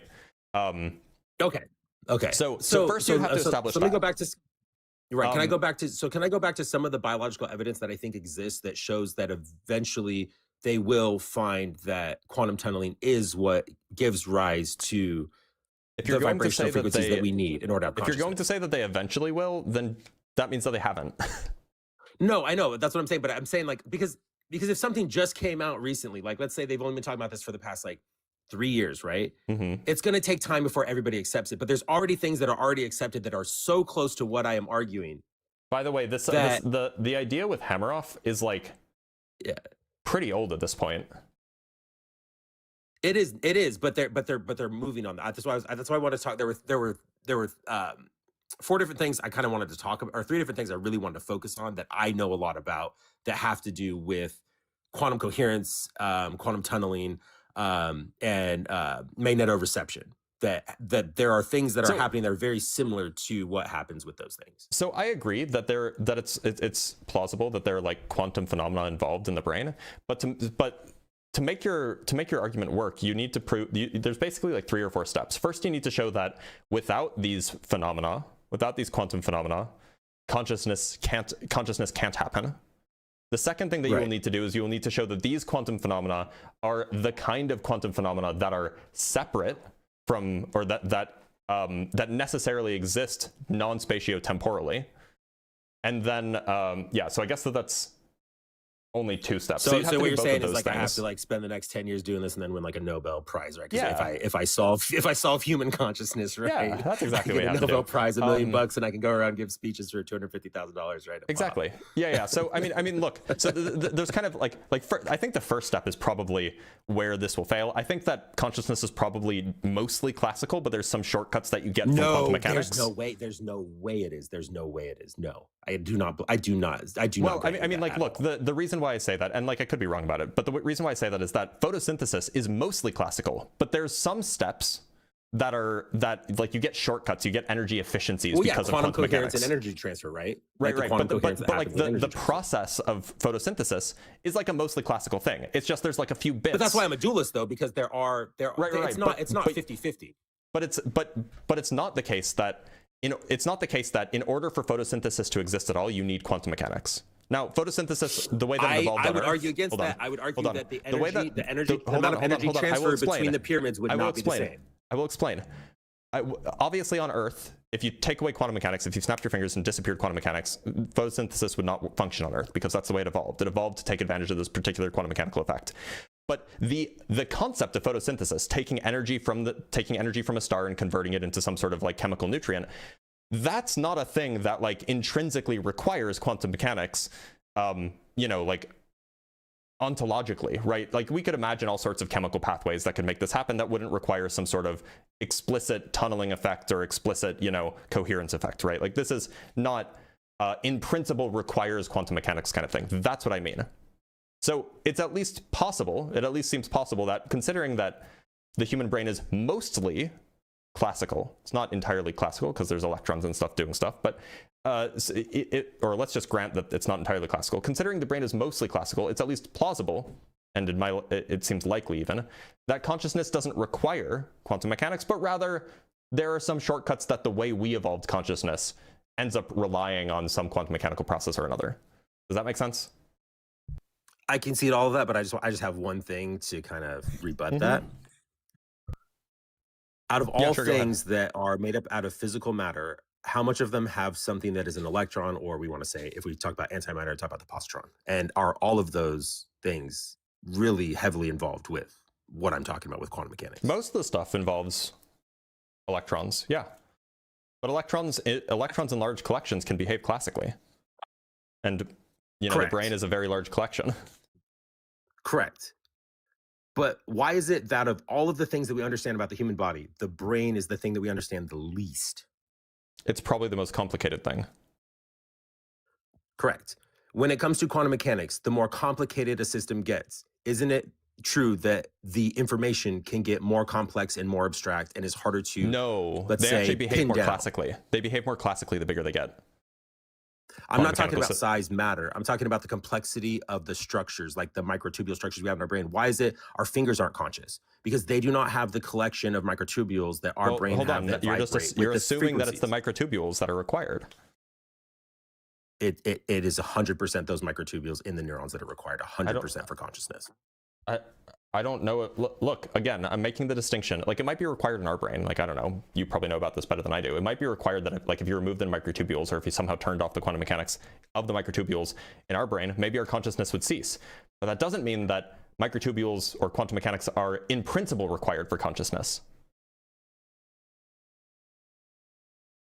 That's the distinction that I'm drawing. Can you give me an example where we have consciousness within a living organism where there are no microtubules? Bro, I can't even definitively make the claim that you're conscious. Okay, but now we're getting super philosophical. I don't know, do our tardigrades conscious? I don't know, do tardigrades have microtubules? I don't know. Are plants conscious? Maybe. Probably not. Do they have microtubules? I don't think so. Like, figuring out what things are conscious and what things aren't is really, really hard. And it seems like making a definitive claim that it absolutely requires microtubules, otherwise you can't have conscious full stop, that seems like an enormous claim. That is an enormous claim. I'm talking about on the, let's just say I'll restrict myself to Earth and the life forms that we have studied here, but that could have just be a consequence of the way at that least neurons a neural evolved. bundle. That could just be a consequence of the way that neurons evolved. Like, I could That imagine is true, but I in could order to imagine prove a your way. claim, you would have to show me a planet that exists under different rules and show me life that evolved under different rules in order to support you. No, that's not how that works. If you're making a positive claim, namely that microtubules or quantum mechanics are required for consciousness, you need to show that it's impossible for consciousness to exist without quantum mechanics. Okay, I'll do that. The burden's not on me. Microtubules as quantum computers. Microtubules as quantum computers. Okay, how does that indicate that microtubules are required or quantum mechanics is required for consciousness? Because in order to reach some and sort of the most advanced computers we have are quantum computers, correct? Like, would you agree with that? Advanced in what sense? In the sense that they can process more, they can process more information than anything else that we have built. No, that's false. Technology. What's bigger than that? Supercomputers. Like, I mean, like the supercomputers that run CERN can process like petabytes of data in a second, right? Quantum computers can't do that. Okay. So, okay, I didn't know that. At least not yet. I'm not a physicist. I'm not a physicist. I don't know that. No, it's fine. Current quantum computers are, they are better in some respects for solving a particular class or particular classes of problems, but they're not universally better. Oh yeah. It's but we're talking about like the using them for the things that we have classically used computational things for, right? Yes, supercomputers are better because the technology is not there yet 100% for quantum computers. But quantum computing that is shown to be the best so far is mimicking how microtubules function inside brains. Microtubules are sorry, repeat that.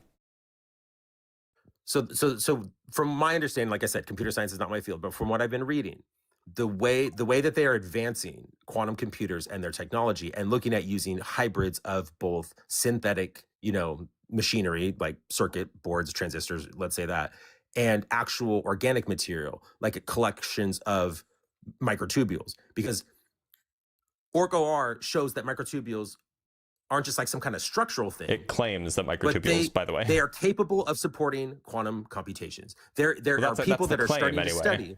That's the claim. That is the claim, that is the claim. But the fact that they are starting to show linkages between those, and yes, there's not enough experimental data. It's going to take a couple more years, but that's where they're at right now.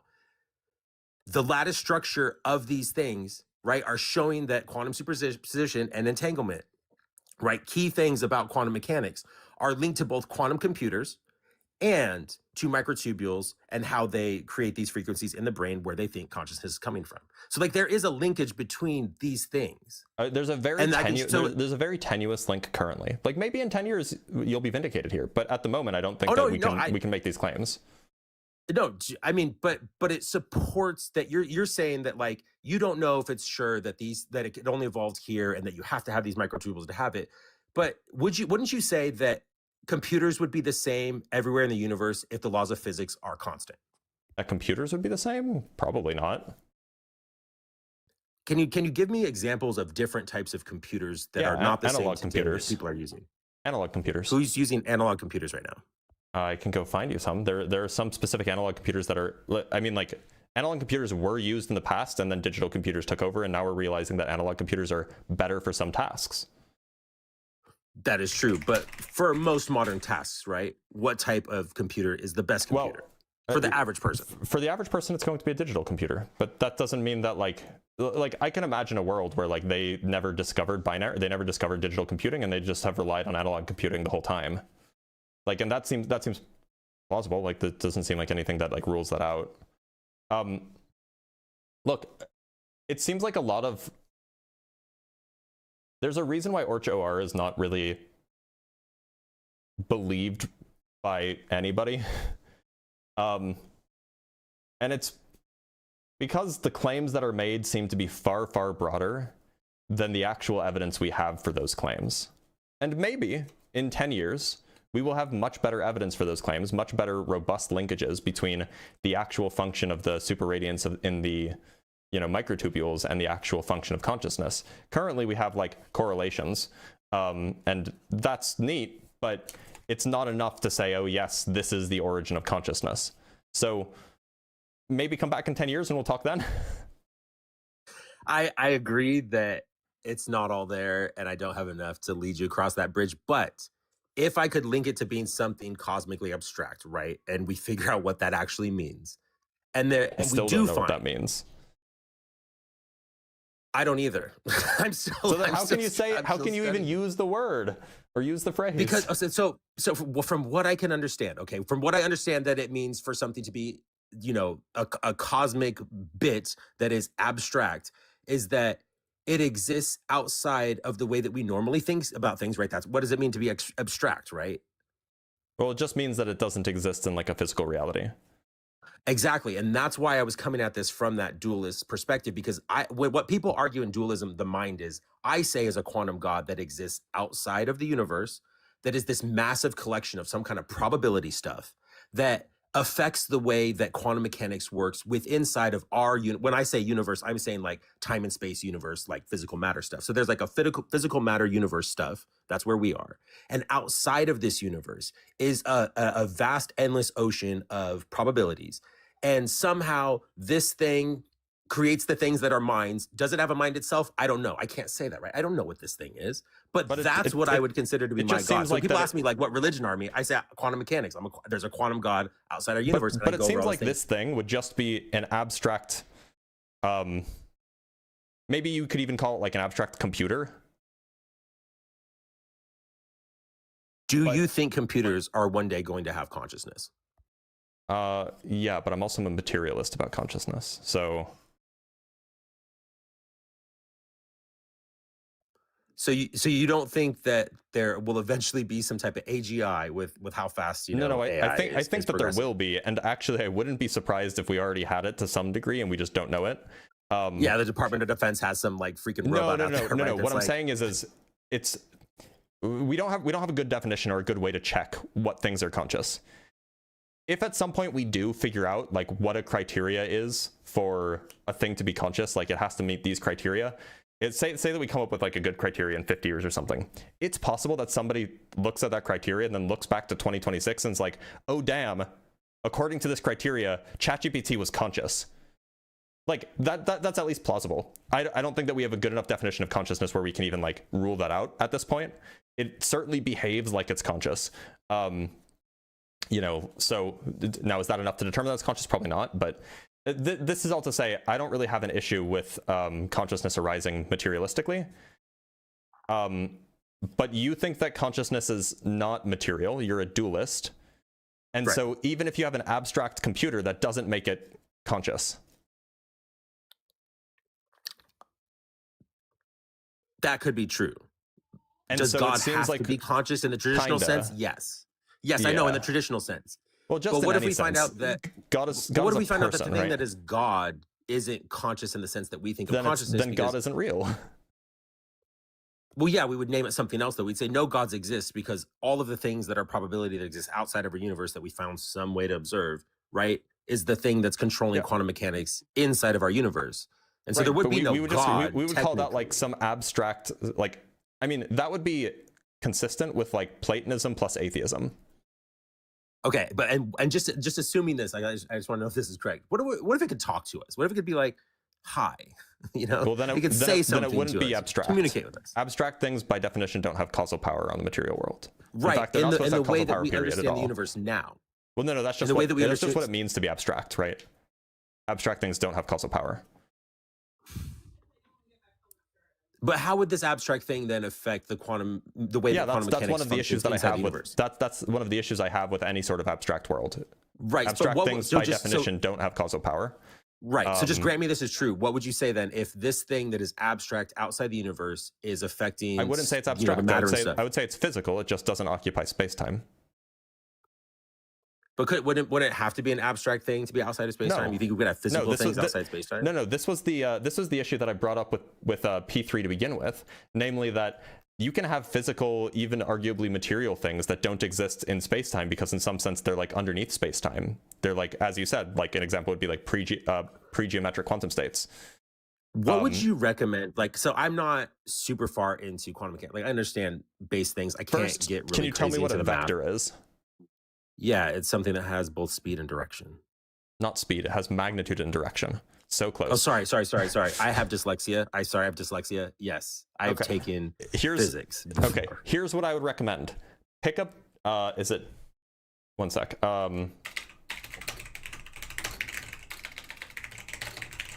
Okay, pick up David J. Griffith's Introduction to Quantum Mechanics and work through it. That's what you should do. Before you do anything, before you make any claims about quantum mechanics, before you try to understand any papers that involve quantum mechanics, read that book. Do the problems. Well, I'm studying quantum biology, and I get through that with cake. There's no concepts in quantum biology that are hard. Okay, so are you telling me that if I gave you like a, some one particle quantum system and I told you what the potential was, you could find the energy eigenvalues? I haven't done that since like 7th grade when I was studying like wave functions. You didn't do that in 7th grade. Shut up. I have, dude. Okay, Blitz. I know I'm gonna flex right now for a minute, dude. I literally have an eidetic memory. So I have an eidetic memory. I beat Dean Withers, who has an eidetic memory. Dean Withers doesn't have an eidetic memory. Well, he pretends he does, and I shattered him. I literally broke him. He had to kick me from the line. What was the most recent book that you read? About what? What was the most recent book that you read about anything? Just anything? Book, yes. I don't really read books. I read stuff on like PubMed. Okay, but you have an eidetic memory, which means that you would remember the most recent book that you've read. It doesn't work like that way for me. It's different. It's different than that. Then you don't have an eidetic memory. I'll explain this to you the best way possible without giving too much personal information about myself. I was traumatized as a kid with abuse, so I have a fractured memory. I'm sorry to hear so a lot of my memory. Yeah, I know. So when I try to think about things in the past, it's fractured. That fracture occurs with everything. But I could sit in front of my anatomy class for 2 minutes looking at the anatomy book and memorize all 209 bones in the human body. When the teacher gave us extra credit questions and there was a cat that had a, bone sticking up out of its knee, and she's like, what is this, for 15% extra credit? Nobody got it right, but it had to be the patella, right? It's the only sigmoid bone that exists outside of everything. I could spot the tibia and I could spot I can't say things because I'm thinking too fast right now, but like the femur, I could see all 3 of the leg bones, and then I knew it had to be that. So like, yes, I do have an eidetic memory. If I have a test or something like that, I can sit in front of a class and look at the books and glance through it, and then it's there for like an hour, and then my fractured memory makes stuff not stick. So I have an amazing short-term memory. I'm glad. That's neat. My recommendation remains the same. Pick up An Introduction to Quantum Mechanics by David Griffiths. Can you grant that I have an eidetic memory now, though, if what I said was true? That's just not what an eidetic memory is, right? Tell me what an eidetic memory is to you, and then I'll tell you how mine fits most of what you say. An eidetic memory is that you remember everything. Yes. So when I would read the flashcards in front of there that one of my friends made, and I'd go through it in like 3 seconds, I could close my eyes in the test and go through those flashcards in my head. I can do that too. Called having a strong short-term memory. In fact, I can do that for some of the books for some of the books that I've read a long time ago. Like there's a book that I have here next to me on my desk. And there's a quote in this book.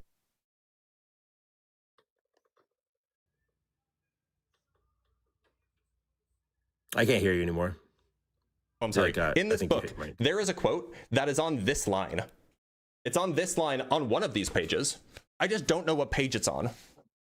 Right. And I've been looking for it for a long time and I can't find it, but that's like a kind of memory that people have.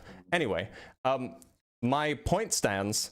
Before you say anything about quantum mechanics, before you make any claims about quantum mechanics, just go read An Introduction to Quantum Mechanics by David Griffiths and do the exercises. That will help. So you're saying I would have to be a quantum mechanics, like, I'd have to be like a quantum mechanics physicist, right? In order to study quantum biology, are you saying that's a prerequisite for that? If you're going to make claims about quantum mechanics and you're like, no, I mean, like there are people who do quantum biology that don't really have a deep understanding of quantum mechanics. Yeah, I'm arguing this from a standpoint of quantum biology. But the point is you're talking about things like like quantum information, you're talking about things like Yes. tunneling, like entanglement.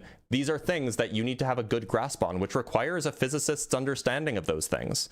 And by the way, this The isn't like, zygomatic bone is in the cheek. I know. by where the way, this bone is not like some like research level book. This is a book that I worked through when I was a sophomore in undergrad. This is a standard first semester book on quantum mechanics. Anybody with like a high school education and perhaps some calculus, if you didn't take calculus in high school, anybody should be able to get through this book. It'll just get you to the basics where you can actually start making reasonable claims and making claims that don't sound like gibberish to somebody who has read this book. Wait, can you say which of my claims sounds like gibberish? Because I don't think I said anything. That The relationship between tunneling and quantum information sounded like gibberish. So you're saying that there's zero chance that those two things are connected, that there's no evidence out there that supports that. Wait, hold on. People are still saying I'm muted. I'm not muted. Oh, I'm sorry. I'm just way behind. Those are they're just two different categories of things, right? But anyway, I do have to go, so I have to let you go because I'm 10 minutes over my usual end time. Yeah, no worries. Yeah, no worries. No, I appreciate thank you for being here. That was awesome. Take care, man.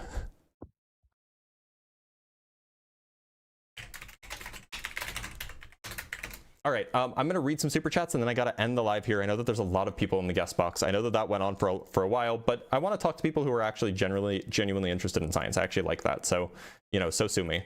All right, let's take a look at the super chats. From Gretchen with the $5, Quantum God has the quantum mechanics to use quantum biology to change my quantum brain and make me quantum believe. Hashtag resistance is futile. Hashtag all will be quantum. True. Indeed, quantum mechanics, all will be quantum mechanics. And that's actually like a true position, probably.